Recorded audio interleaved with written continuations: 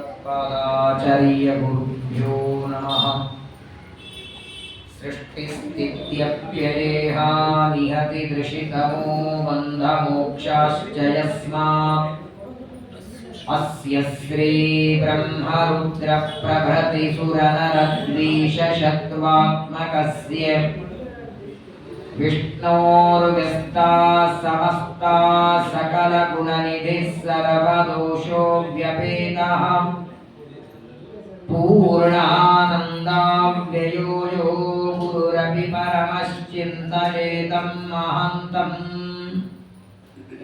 जन्माद्यस्य यतोऽन्वयादितरतश्चार्तेष्वभिज्ञस्वराट् तेने ब्रह्महृदाय आदिकवये मुह्यन्ति यं सूरयः तेजो वारिमृदां यथा विनिमयो यत्र त्रिसर्गो मृषा धाम्ना स्वेन सदा निरस्तकुहकं सत्यं परं धीमहि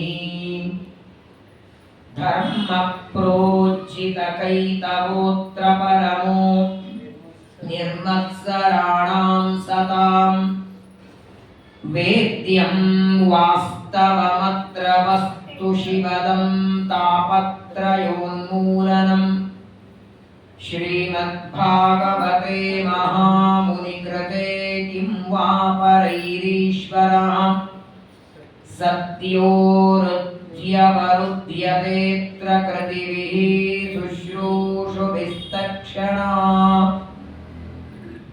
निगमकल्पतरोर्गलितं फलं शुकमुखादमृतद्रवसंयुतम् पिबत भागवतं रसमालयं मुहुरहो रसिकाः भुवि भावुकाः यं प्रौरजन्तमनुपेतमपेतकृत्यं द्वैपायनो विरहकातर आजुहाव पुत्रेति तन्मयतया तरवोऽपि नेदुः तं सर्वभूतहृदयं मुनिमानतोऽस्मि। वक्रतुण्डमहाकाय कोटिसूर्यसमप्रभ निर्विघ्नं कुरु मे देव सर्वकार्येषु सर्वदा आनन्दतीर्थोपदिष्टो निधिर्नारायणव्ययः प्रदर्शितो येन सम्यक् जयतीर्थं तमाश्रये श्रीमतो राघवेन्द्रस्य नमामि पदपङ्कजे कामिताशेषकल्याणललना कल्पपादकौ आपादमौलिपर्यन्तं गुरूणामाकृतिं स्मरेत् तेन विघ्नाः प्रणश्यन्ति सिद्ध्यन्ति च मनोरथाः। श्रीगुरुभ्यो नमः। राज उवाच देवासुरगणां सर्गो नागानां मृगपक्षिणां सामासिकस्त्वया प्रोक्तो यस्तु स्वायंभुवेन्तरे। श्रीगुरुभ्यो नमः। ಶ್ರೀಮದ್ಭಾಗವತದ 6ನೇ ಸ್ಕಂದದಲ್ಲಿ ನಾಮಸ್ಮರಣೆಯ ಮಹತ್ವವನ್ನು ಅಜಾಮಿಲನ ಕಥೆಯ ಮೂಲಕ ಶುಕಾಚಾರ್ಯರು ನಿರೂಪಣೆಯನ್ನು ಮಾಡುತ್ತಾರೆ.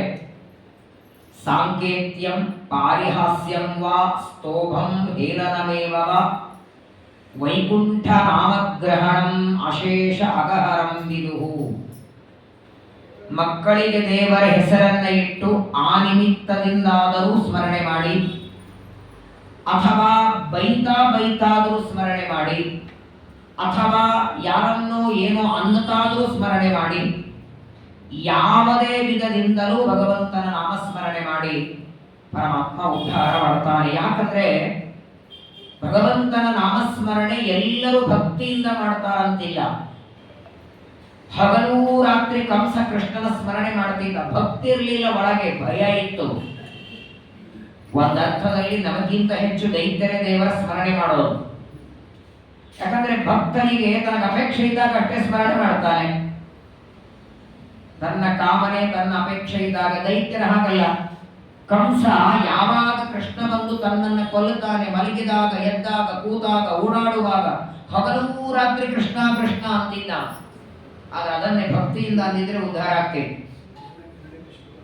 ಭಯಾತ್ ಕಂಸಃ. ಗೋಪಿಕಾ ಸ್ತ್ರೀಯರು ಪರಮಾತ್ಮನಲ್ಲಿ ಕಾಮ ಭಕ್ತಿ ಮಾಡಿದರು. ಗೋಪ್ಯ ಕಾಮ ಭಯಾತ್ ಕಂಸಃ ದ್ವೇಷ ಚೈತ್ಯಾದಯೋ ನೃಪಃ ಸಂಬಂಧಾದು ವೃಷ್ಣಯ. ದೇವರಲ್ಲಿ ಭಕ್ತಿ ಮಾಡುವ ಜನ, ದೇವರ ನಾಮಸ್ಮರಣೆ ಮಾಡುವವರು ಅನೇಕ ತರಹ ಇದ್ದಾರೆ. ಯಾವ ನಿಮಿತ್ತದಿಂದಾದರೂ ಭಗವಂತನ ನಾಮಸ್ಮರಣೆಯನ್ನ ಮಾಡಿ ಕೇವಲ ನಾರಾಯಣ ಅಂತ 4 ಅಕ್ಷರದ ಸ್ಮರಣೆ ಮಾಡಿದ್ದಕ್ಕೆ ಯಮಲೋಕದಲ್ಲಿ ದುಃಖ ಅನುಭವಿಸಬೇಕಾದ ಅಜಾಮಿಲ ಯಮಲೋಕಕ್ಕೆ ಹೋಗದೆ ವಿಷ್ಣುದೂತರು ಬಂದು ತಡಿತಾರೆ. ಮುಂದೆ ಹರಿದ್ವಾರದ ಗಂಗಾ ನದಿಗೆ ಬರ್ತಾನೆ, ತಪಸ್ಸು ಮಾಡ್ತಾನೆ, ಜ್ಞಾನ ಪಡಿತಾನೆ, ಗುರುಗಳ ಸಮಾಗಮವಾಗುತ್ತೆ. ಪ್ರಾರಬ್ಧ ಕರ್ಮದ ಭೋಗ ಮುಗಿಸಿ ಸಂಚಿತ ಆಗಾಮಿ ಕರ್ಮಗಳ ಭೋಗ ಆದ ಮೇಲೆ ಪರಮಾತ್ಮ ಅಜಾಮಿಲನನ್ನ ಉದ್ಧಾರ ಮಾಡ್ತಾನೆ. ಅಂತಹ ನಾಮಸ್ಮರಣೆಯ ಮಹತ್ವವನ್ನ ಶುಕಾಚಾರ್ಯರು ನಿರೂಪಣೆ ಮಾಡಿ ಆದ ಮೇಲೆ ಒಂದು ಪ್ರಶ್ನೆಯನ್ನ ಪರೀಕ್ಷಿತರು ಶುಕಾಚಾರ್ಯರಿಗೆ ಕೇಳುತ್ತಾರೆ. ಚತುರ್ಥ ಸ್ಕಂದ ಭಾಗವತದಲ್ಲಿ ಒಂದು ಕಥೆಯನ್ನ ಅರ್ಥದಲ್ಲಿ ಅಂದ್ರೆ ಆ ಕಥೆಯನ್ನ ಎಲ್ಲಿಗೆ ನಿಲ್ಲಿಸಿದ್ರೋ ಅದರ ಮುಂದೆ ವರೆಸಿ ಅಂತ ಕೇಳುತ್ತಾರೆ. ಚತುರ್ಥ ಸ್ಕಂದದಲ್ಲಿ ಉತ್ತಾನಪಾದರಾಜನ ಕಥೆಯನ್ನ ಹೇಳುವಾಗ ಉತ್ತಾನಪಾದರ ಮಕ್ಕಳು ಧ್ರುವರಾಜರು, ಧ್ರುವರಾಜನಿಗೆ ಕಲ್ಪ ವತ್ಸರ ಅಂತ ಮಕ್ಕಳು. ಅವರ ವಂಶದಲ್ಲಿ ಮುಂದೆ ಅಂಗರಾಜ, ಅವನ ಮಗ ವೇನ, ಅವನ ವಂಶದಲ್ಲಿ ಪೃಥುಚಕ್ರವರ್ತಿ, ಪೃಥುಚಕ್ರವರ್ತಿಯ ಮಗ ವಿಜಿತಾಶ್ವ, ಅದೇ ವಂಶದಲ್ಲಿ ಪ್ರಾಚೀನ ಬರಹಿ ಅಂತ ಬರ್ತಾನೆ. ಪ್ರಾಚೀನ ಬರಹಿ ಪೂರ್ವ ದಿಕ್ಕಿಗೆ ದರ್ಭೆಗಳನ್ನು ಹಾಸಿ ಯಜ್ಞ ಮಾಡುವ ಕರ್ಮಠ ಬ್ರಾಹ್ಮಣ. ಜ್ಞಾನ ಇಲ್ಲ, ಕೇವಲ ಕರ್ಮಗಳ ಮಾಡುತ್ತಿದ್ದ ಆ ಪ್ರಾಚೀನ ಬರಹಿಗೆ ನಾರದರು ಉಪದೇಶ ಮಾಡಿದ್ದೆ ಪುರಂಜನ ಉಪಾಖ್ಯಾನ. ಆ ಪ್ರಾಚೀನ ಬರಹಿ ನಾರದರ ಉಪದೇಶದಿಂದ ಕೇವಲ ಕರ್ಮ ಮಾಡೋದನ್ನ ನಿಲ್ಲಿಸಿ ಜ್ಞಾನವನ್ನು ಸಂಪಾದನೆ ಮಾಡುವುದಕ್ಕೆ ನಾರದರ ಹತ್ರ ಬಂದು ಉಪದೇಶ ಪಡಿತಾರೆ.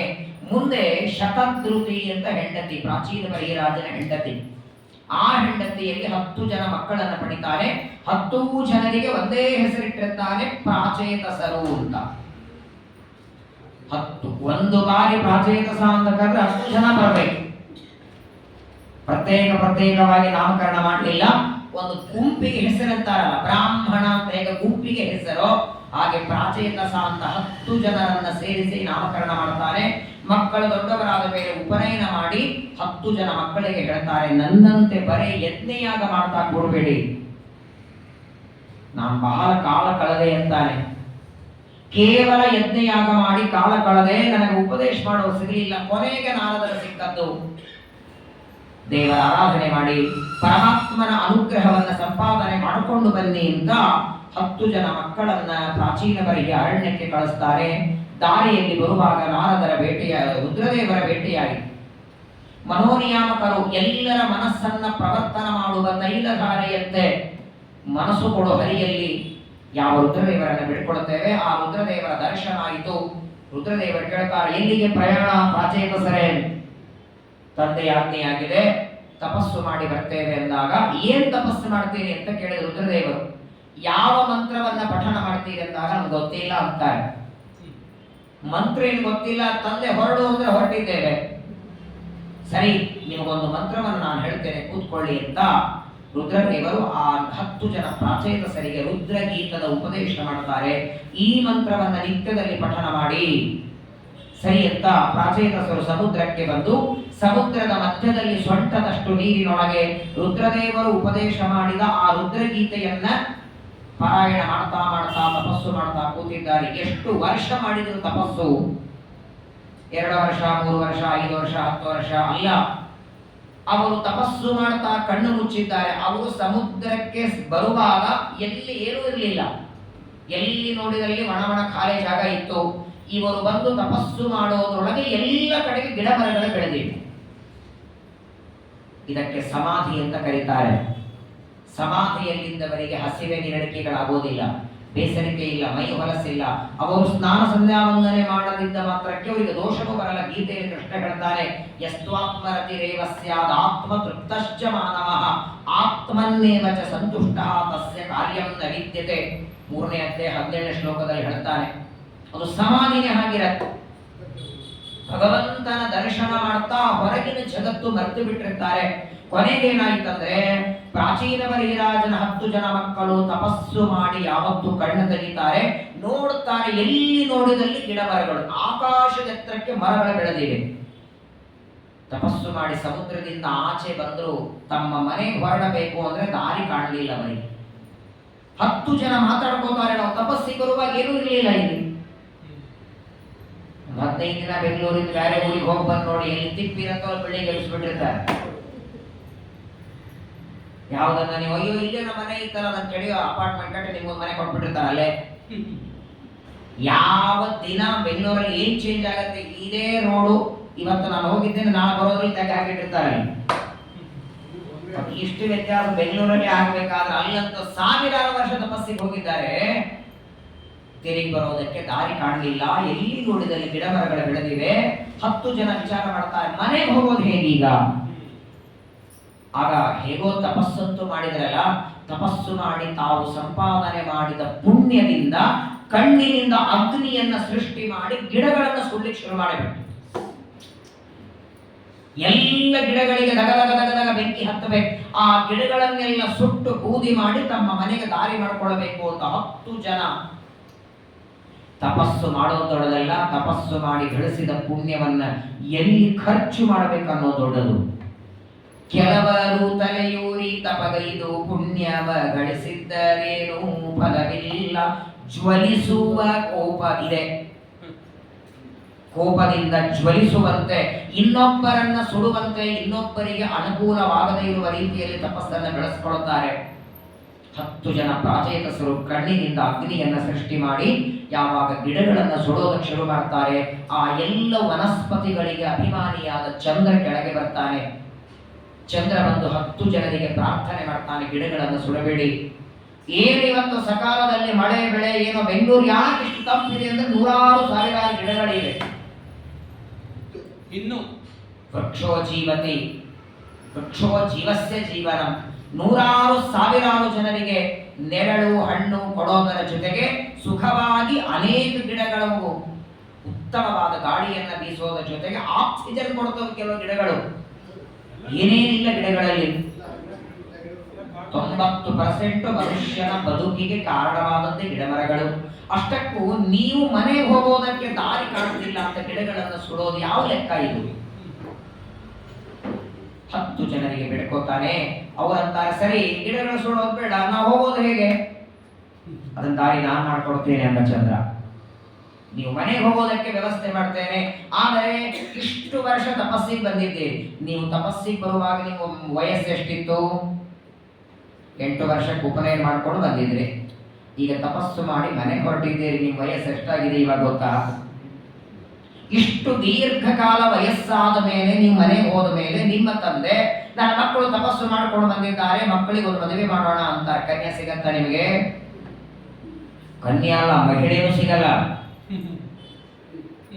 ವಯಸ್ಸಿರತ್ತಲ್ವೇ ಮದುವೆಗೆ?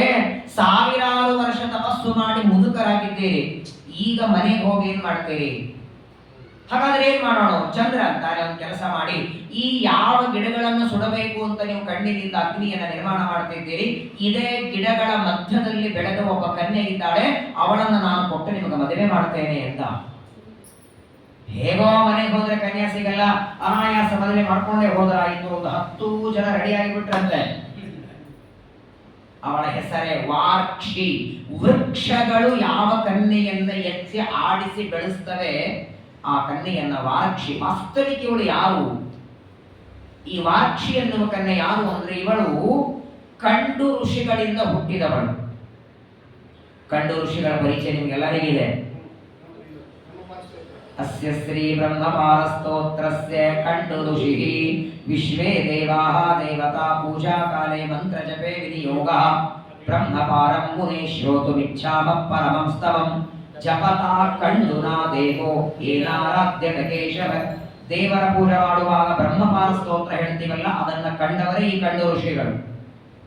ಒಂದು ಬಾರಿ ಏನಾಗಿತ್ತು, ಈ ಅರಣ್ಯದಲ್ಲಿ ಆ ಕಂಡು ಋಷಿಗಳು ಬಂದ್ರಂತೆ. ದೇವಲೋಕದಿಂದ ಪ್ರಿಂಲೋಚ ಅಪ್ಸರೆ, ಊರ್ವಶಿ ಅಲ್ಲ, ಮೇನಕ ಅಲ್ಲ, ರಂಭ ಅಲ್ಲ, ಮೂರು ಮಂದಿ ಹೆಸರು ಚೆನ್ನಾಗಿ ಗೊತ್ತಿದೆ. ಪ್ರಿಂಲೋಚ ಅನ್ನೋ ಅಪ್ಸರೆ ದೇವಲೋಕದಿಂದ ಬರ್ತಾಳೆ. ಆ ಪ್ರಿಂಲೋಚ ಎಂಬ ಅಪ್ಸರೆಯನ್ನ ಕಂಡು ಋಷಿಗಳು ವಿವಾಹ ಮಾಡಿಕೊಳ್ಳುತ್ತಾರೆ. ಅವರಿಬ್ಬರ ಮಧ್ಯದಲ್ಲಿ ಒಂದು ಹೆಣ್ಣು ಮಗು ಹುಟ್ಟಿದಾಗ ಋಷಿಗಳಂತಾರೆ, ನಾನ್ ತಪಸ್ಸಿಗೆ ಹೋಗಬೇಕು, ಮಗು ಸಾಕ್ಲಿಕ್ಕೆ ನನಗಾಗಲ್ಲ. ಅವಳಂತಾಳೆ, ನಾನು ಸ್ವರ್ಗದಿಂದ ಬಂದಿದ್ದೇನೆ, ಮಗುವನ್ನು ತಗೊಂಡು ಸ್ವರ್ಗಕ್ಕೆ ಹೋಗುವಾಗಿಲ್ಲ, ಹಾಗಾಗಿ ತಂದೆನೂ ಬೇಡ ತಾಯಿನೂ ಬೇಡ ಅಂತ ಹುಟ್ಟಿದ ಮಗುವನ್ನು ಬಿಟ್ಟು ಹೋಗಿಬಿಟ್ರೆ. ಕಂಡು ಋಷಿಗಳು ಸಾಕಲಿಲ್ಲ, ಪ್ರಂಲೋಚ ಅನ್ನೋ ಅಪ್ಸರೆ ಸಾಕಲಿಲ್ಲ. ಆ ಹುಟ್ಟಿದ ಮಗು ಅಳತಾ ಇರುವಾಗ ಗಿಡ ಮರಗಳು ಎತ್ತಿ ಅವಳನ್ನೇ ಬೆಳೆಸ್ತವೆ. ಶ್ರೀಮದಾಚಾರ್ಯದಕ್ಕೆ ಹೇಳ್ತಾರೆ, ಗಿಡ ಮರಗಳಿಗೆ ಮೋಕ್ಷ ಉಂಟು ಅಂತ ಹೇಳಿದವರು ನಮ್ಮ ಆಚಾರ ಒಬ್ಬರೇ. ಗಿಡ ಮರಗಳಲ್ಲಿ ಜೀವ ಉಂಟು, ಅವುಗಳಿಗೆ ಸುಖ ದುಃಖ ಇದೆ. ಅಳುವ ಮಗುವನ್ನ ನೋಡಿ ತಂದೆ ತಾಯಿ ಇಬ್ರು ಬಿಟ್ಟು ಹೋಗಿದ್ದಾರೆ, ಇದು ಅನಾಥ ಮಗು ಅಂತ ಎಲ್ಲ ಮರಗಳು ಎತ್ತಿ ಆಡಿಸಿ ಅದಕ್ಕೆ ಆಹಾರವನ್ನು ತಿನ್ನಿಸಿ ದೊಡ್ಡವರಾಗಿ ಮಾಡಿ ಆ ಗಿಡಗಳ ಮಧ್ಯದಲ್ಲಿ ಬಂದದ್ದರಿಂದ ವಾಕ್ಷಿ. ಆದ್ರೆ ಇವಳಿಗೆ ಮೊದಲು ಇದರ ಹೆಸರಿದ್ದದ್ದು ಮಾರೀಷ. ತಂದೆ ಕಂಡು ಋಷಿ, ತಾಯಿ ಪ್ರಂಲೋಚ, ಮೊದಲಿದ್ದ ಹೆಸರು ಮಾರೀಷ. ಗಿಡಗಳ ಮಧ್ಯದಲ್ಲಿ ಬೆಳೆದದ್ದರಿಂದ ವಾರ್ಕ್ಷಿ ಅಂತ ಹೆಸರು. ಆ ಕನ್ಯೆಯನ್ನು ನಿಮಗೆ ವಿವಾಹ ಮಾಡಿಕೊಡ್ತೇನೆ ಎಂದಾಗ ಆಗಲಿ ಅಂತ ಒಪ್ಕೊಳ್ತಾರೆ. ಹಾಗಾದ್ರೆ ಕನ್ಯೆಯರು, ಆ ವೃಕ್ಷಗಳು ಆಡಿಸಿದ ಕನ್ಯೆ ಅಂದ್ರೆ ವೃಕ್ಷರಿಗೆ ಕನ್ಯೆ ಏನಾಗಬೇಕು? ಮಗಳಾಗಬೇಕು. ಆ ವೃಕ್ಷಗಳು ಈ 10 ಜನ ಪ್ರಾಚೇತಸರಿಗೆ ಏನಾದರು? ಸುಲ್ತಾನ ಮಾವಂದ್ರನ್ ಯಾರಾದರು ಸಂಬಂಧ ಮಾಡಿಸ್ಬಿಟ್ಟ ಚಂದ್ರ. ಹೆಣ್ಣು ಕೊಟ್ಟ ಮಾವ ಅಂದ್ರೆ ಯಾರಾದ್ರೂ ಬೆಂಕಿ ಹಚ್ಚಿದಾರ? ಹಾಗಾಗಿ ಎಲ್ಲ ಗಿಡ ಮರಗಳು ನೀವು ಮಾಡ್ಕೊಳ್ಳೋ ಕನ್ಯೆಯನ್ನು ಎತ್ತಿ ಆಡಿಸಿದ್ದಾರೆ ಎಂದ ಕ್ಷಣ ಅವತ್ತಿನಿಂದ ಸುಡೋದನ್ನ ನಿಲ್ಲಿಸಿ ವಾರ್ಕ್ಷಿ ಅನ್ನುವ ಕನ್ಯೆಯನ್ನ ವಿವಾಹ ಮಾಡಿಕೊಂಡು 10 ಜನ. ನೋಡಿ, ಪಾಂಡವರು ದ್ರೌಪದಿಯನ್ನ 5 ಜನ ಒಬ್ಬ ಕನ್ಯೆಯನ್ನ, ಈಗ 10 ಜನ ಒಬ್ಬ ಕನ್ಯೆಯನ್ನ ಮಾಡಿಕೊಂಡದ್ದು. ಪ್ರಾಚೀನ ಮರಿರಾಜನ 10 ಜನ ಮಕ್ಕಳು ಪ್ರಾಚೇತಸರು ವಾರ್ಕ್ಷಿ ಅನ್ನುವ ಕನ್ಯೆಯನ್ನ ವಿವಾಹ ಮಾಡಿಕೊಳ್ತಾರೆ. ಆ ವಾರ್ಕ್ಷಿಯಲ್ಲಿ 10 ಜನ ಪ್ರಾಚೇತಸರಿಂದ ಒಬ್ಬ ಮಗ ಹುಟ್ಟುತ್ತಾರೆ. ಯಾರವನು ಮಗ ಅಂದ್ರೆ, ಹಿಂದೆ ರುದ್ರದೇವರನ್ನ ಅವಮಾನ ಮಾಡಿ ರುದ್ರದೇವರನ್ನ ನಿಂದೆ ಮಾಡಿ ಸ್ವಂತ ಮಗಳ ಮರಣಕ್ಕೆ ಕಾರಣನಾದ ಆ ದಕ್ಷನೇ ಮತ್ತೆ ಹುಟ್ಟಿ ಬಂದ. 2ನೇ ಜನ್ಮ ಅವನು. ದಕ್ಷ ಪ್ರಜಾಪತಿ ನಮ್ಮೆಲ್ಲರ ಕೈಗೆ ಅಭಿಮಾನಿ ದೇವತೆ. ದೇವತೆಗಳಿಗೆ ಅಂಶಗಳಿರತ್ತೆ, ಒಂದೇ ಕಾಲಕ್ಕೆ 2 ರೂಪದಿಂದ ಬರಬಹುದವು. ರುದ್ರದೇವರು ಅಶ್ವತ್ಥಾಮರಾಗಿ ಬಂದಿದ್ರು, ಶುಕಾಚಾರ್ಯರಾಗೂ ಇದ್ರು, ದುರ್ವಾಸರಾಗೂ ಇದ್ರು. ದೇವತೆಗಳು ಸಾಂಶರು, 1 ಅಂಶದಿಂದ 2 ಅಂಶದಿಂದ ಭೂಮಿಗೆ ಬರಬಹುದು. ಒಂದು ಈಗಾಗಲೇ ದಕ್ಷ ಪ್ರಜಾಪತಿ ಅಂತ ಬ್ರಹ್ಮದೇವರ ಹೆಬ್ಬಟ್ಟಿನಿಂದ ಹುಟ್ಟಿದ, ಈಗ 2ನೇ ಬಾರಿ ಅವನೇ ಮತ್ತೆ ಹುಟ್ಟಿ ಬರ್ತಾನೆ. ಆ 10 ಜನ ಪ್ರಾಚೇತಸರು ಅವನಿಗೆ ದಕ್ಷ ಅಂತ ಹೆಸರಿಟ್ಟರು. ಪ್ರಾಚೇತಸರಿಂದ ಆ ಕನ್ಯೆಯಲ್ಲಿ ಹುಟ್ಟಿದಂತಹ ಯಾವ ವಾರ್ಕ್ಷಿಯಲ್ಲಿ ಹುಟ್ಟಿದವನಿಗೆ ದಕ್ಷ. ಆದರೆ ಹಿಂದಿನವನು ದಕ್ಷ, ಇವನು ದಕ್ಷ ಅಂತ ಗೊಂದಲ ಆಗೋದು ಬೇಡ ಅಂತ ಆ ದಕ್ಷನ ಹೆಸರ ಜೊತೆಗೆ ತಮ್ಮ ಹೆಸರು ಸೇರಿಸಿಬಿಟ್ರು. ಇವನು ಪ್ರಾಚೇತಸ ದಕ್ಷನಾದ. ಅವನು ಕೇವಲ ದಕ್ಷ. ಬ್ರಹ್ಮದೇವರ ಹೆಬ್ಬಟ್ಟಿನಿಂದ ಹುಟ್ಟಿದ ರುದ್ರದೇವರ ಮಾವ ದಕ್ಷ ಪ್ರಜಾಪತಿ. ಇವರು ಮಾತ್ರ ಪ್ರಾಚೇತಸ ದಕ್ಷರು ಅಂತಾಗ್ತಾರೆ. 10 ಜನ ಪ್ರಾಚೇತಸರು ಮಗನಿಗೆ ಉಪನಯನವನ್ನ ಮಾಡಿ, ಮಗನಿಗೂ ಅದೇ ಹೇಳ್ತಾರೆ, ನಮ್ಮಪ್ಪ ನಮಗೆ ಅರಣ್ಯಕ್ಕೆ ತಪಸ್ಸಿಗೆ ಕಳಿಸಿದ್ರು, ಹಾಗೆ ನೀನು ತಪಸ್ಸು ಮಾಡಿಕೊಂಡು ಅರಣ್ಯಕ್ಕೆ ಹೋಗಿ ಬಾ ಅಂತ 10 ಜನ ಪ್ರಾಚೇತಸರು ಮಗನಾದಂತಹ ಪ್ರಾಚೇತಸ ದಕ್ಷನಿಗೆ ಕಳಿಸ್ತಾರೆ. ಅವನು ತಂದೆಯ ದಾರಿಯಂತೆ ಅರಣ್ಯಕ್ಕೆ ಬರ್ತಾನೆ. ಅಲ್ಲಿ ಬಂದು ಭಗವಂತನನ್ನ ಸ್ತೋತ್ರ ಮಾಡ್ತಾನೆ. ಆದರೆ ವಿಶಿಷ್ಟ ಏನಾಯಿತಂದ್ರೆ, ಆ 10 ಜನ ಪ್ರಾಚೀನ ಬರಿಹಿಯ ಮಕ್ಕಳು ಪ್ರಾಚೇತಸರು ತಪಸ್ಸು ಮಾಡಿದ್ರೆ ದೇವರೇನು ಪ್ರತ್ಯಕ್ಷ ಆಗಿರಲಿಲ್ಲ. ರುದ್ರದೇವರು ಉಪದೇಶ ಮಾಡಿದ ರುದ್ರಗೀತೆಯಿಂದ ಸ್ತೋತ್ರ ಮಾಡಿದರು, ತಪಸ್ಸು ಮಾಡಿದರು, ಮುಗಿಸ್ಕೊಂಡ್ರು. ವಾರ್ಕ್ಷಿ ಅನ್ನೋ ಕನ್ಯೆಯನ್ನು ವಿವಾಹ ಮಾಡಿಕೊಂಡು ಬಂದರು. ಮುಂದೆ ಅವರಿಗೆ ಮಗ ಹುಡ್ತಾನೆ, ಪ್ರಾಚೇತಸ ದಕ್ಷ. ಇವನು ಪರಮಾತ್ಮನನ್ನ ಸ್ತೋತ್ರ ಮಾಡ್ತಾನೆ. ಈ ಸ್ತೋತ್ರದ ಹೆಸರೇನು? ಹಂಸಗುಹ್ಯ ಸ್ತೋತ್ರ. ಈ ಸ್ತೋತ್ರನೇ 4 ದಿನ ಹೇಳಬಹುದು. ಪ್ರಾಚೇತಸ ದಕ್ಷ ದೇವರನ್ನ ಸ್ತೋತ್ರ ಮಾಡಿದ ರೀತಿ ಒಂದು ಅಧ್ಯಾಯ ತುಂಬಾ ಚೆನ್ನಾಗಿದೆ. ಕೇವಲ ಒಂದು ಶ್ಲೋಕ ನಾನು ಓದಿಬಿಡುತ್ತೇನೆ. ನಮಃಪರಾಯಾವಿತಾನುಭೂತರೇ ಗುಣತ್ರಯಾಭಾಸ ನಿಮಿತ್ತ ಬಂಧವೇ ಅದೃಷ್ಟಧಾಮ್ನೇ ಗುಣತತ್ವ ಬುದ್ಧಿವಿ ನಿವೃತ್ತಮಾನಾವದಯೇ ಸ್ವಯಂಭುವೇ. ಪರಮಾತ್ಮನನ್ನ ಪ್ರಾರ್ಥನೆ ಮಾಡ್ತಾರೆ. ಅನಂತವಾದ ಜ್ಞಾನ, ಅನಂತವಾದ ಆನಂದ, ಅನಂತವಾದ ತೇಜಸ್ಸು, ಪರಾಕ್ರಮ, ಸತ್ಯಜ್ಞಾನ ಅನಂತಂ ಬ್ರಹ್ಮ ಅಂತ ಉಪನಿಷತ್ತು ಹೇಳುವಂತೆ ಜ್ಞಾನ ಆನಂದಗಳೇ ಸ್ವರೂಪವಾಗಿ ಉಳ್ಳವನೇ, ಸತ್ವರಜ ತಮೋಗುಣ ರಜೋಗುಣಗಳ ತಮೋಗುಣಗಳ ಸಂಬಂಧ ಇಲ್ಲದವನೇ, ಗುಣತ್ರಯವನ್ನ ಮೀರಿದವನೇ, ಜಗತ್ತಿಗೆ ನಿಮಿತ್ತ ಕಾರಣನಾದವನು, ಅನಂತ ಜೀವರಾಶಿಗಳಿಗೆ ಅನಾದಿ ಕಾಲದಿಂದಲೂ ಅನಿಮಿತ್ತ ಬಂಧುವಾದ ಹೇ ಪರಮಾತ್ಮ, ನಿನಗೆ ನಮಸ್ಕಾರವನ್ನ ಮಾಡ್ತೇನೆ ಅಂತ ಹಂಸಗುಷ್ಯ ಸ್ತೋತ್ರದಿಂದ ಬಹಳ ಸುಂದರವಾಗಿ ಆ ಪ್ರಾಚೇತಸ ದಕ್ಷ ಪರಮಾತ್ಮನನ್ನ ಪ್ರಾರ್ಥನೆ ಮಾಡ್ತಾನೆ. ಇವನು ಮಾಡಿದ ಸ್ತೋತ್ರದಿಂದ ಆಕಾಶದಲ್ಲಿ ದೇವರು ದರ್ಶನ ಕೊಡ್ತಾರೆ. ಪ್ರಾಚೇತಸ ದಕ್ಷನ ತಪಸ್ಸಿಗೆ ಸಂತುಷ್ಟನಾಗಿ ಸಾಕ್ಷಾತ್ ಪರಮಾತ್ಮ ಶಂಖಚಕ್ರ ಗದಾಪದ್ಮ ಧಾರಣ ಮಾಡಿ ಪ್ರತ್ಯಕ್ಷವಾಗಿ ದರ್ಶನ ಕೊಟ್ಟ. ಏನಾದರೂ ವರ ಬೇಡ್ಕೋ ಕೊಡ್ತೇನೆ ಅಂದ್ರು. ದೇವರೇ ಪ್ರತ್ಯಕ್ಷವಾಗಿ ವರವನ್ನ ಬೇಡಿಕೋ ಅಂದಾಗ ಪ್ರಾಚೇತಸ ದಕ್ಷ ಹೇಳ್ತಾನೆ, ಇಡೀ ಪೃಥ್ವಿ ತುಂಬುವಷ್ಟು ನನ್ನ ಮಕ್ಕಳಾಗಬೇಕು, ಆ ವರ ಕೊಡಿ ಅಂತ. ನೀನ್ ಬೇಡಲಿಲ್ಲ. ಎಲ್ಲಿ ನೋಡಿದಲ್ಲಿ ನನ್ನ ಸಂತಾನ ಇರಬೇಕು, ನನ್ನ ಮಕ್ಕಳು, ಮೊಮ್ಮಕ್ಕಳು, ಮರಿಮೊಮ್ಮಕ್ಕಳು ಎಲ್ಲಿ ನೋಡಿದಲ್ಲಿಯೂ ನನ್ನ ಪರಿವಾರ ತುಂಬಿರಬೇಕು, ಅಷ್ಟು ಪರಿವಾರ ಆಗುವಷ್ಟು ಸಂತಾನವನ್ನ ಕೊಡುವಂದಾಗ ತಥಾಸ್ತು ಅಂದುಬಿಟ್ಟ ದೇವರು. ತಪಸ್ಸು ಮುಗಿಸ್ಕೊಂಡು ಮನೆಗೆ ಬರ್ತಾನೆ. 10 ಜನ ಪ್ರಾಚೇತಸರಿಗೆ ಆನಂದ ಆಯಿತು. ಅಂತೂ ಮಗ ತಪಸ್ಸು ಮಾಡಿ ಬಂದಿದ್ದಾನೆ ಅಂತ ಹೇಳಿ ಪಂಚಜನಿ ಎನ್ನುವ ಕನ್ಯೆ ಜೊತೆ ಮದುವೆ ಮಾಡಿಬಿಟ್ರು. ಯಾರ ಮದುವೆ? ಯಾರ್ದು? ಪ್ರಾಚೇತಸ ದಕ್ಷನ ಮದುವೆ. ಪ್ರಾಚೇತಸ ದಕ್ಷ ಪ್ರಾಚೀನ ಬರಿಹಿಯ ಮೊಮ್ಮಗ. ಈ ಪ್ರಾಚೇತಸ ದಕ್ಷ ಪಂಚಜನಿ ಎನ್ನುವ ಕನ್ಯೆಯನ್ನ ವಿವಾಹ ಮಾಡಿಕೊಂಡ. ಮೊದಲಿಗೆ ಅವನಿಗೆ 10,000 ಜನ ಗಂಡು ಮಕ್ಕಳಾಗ್ತಾರೆ.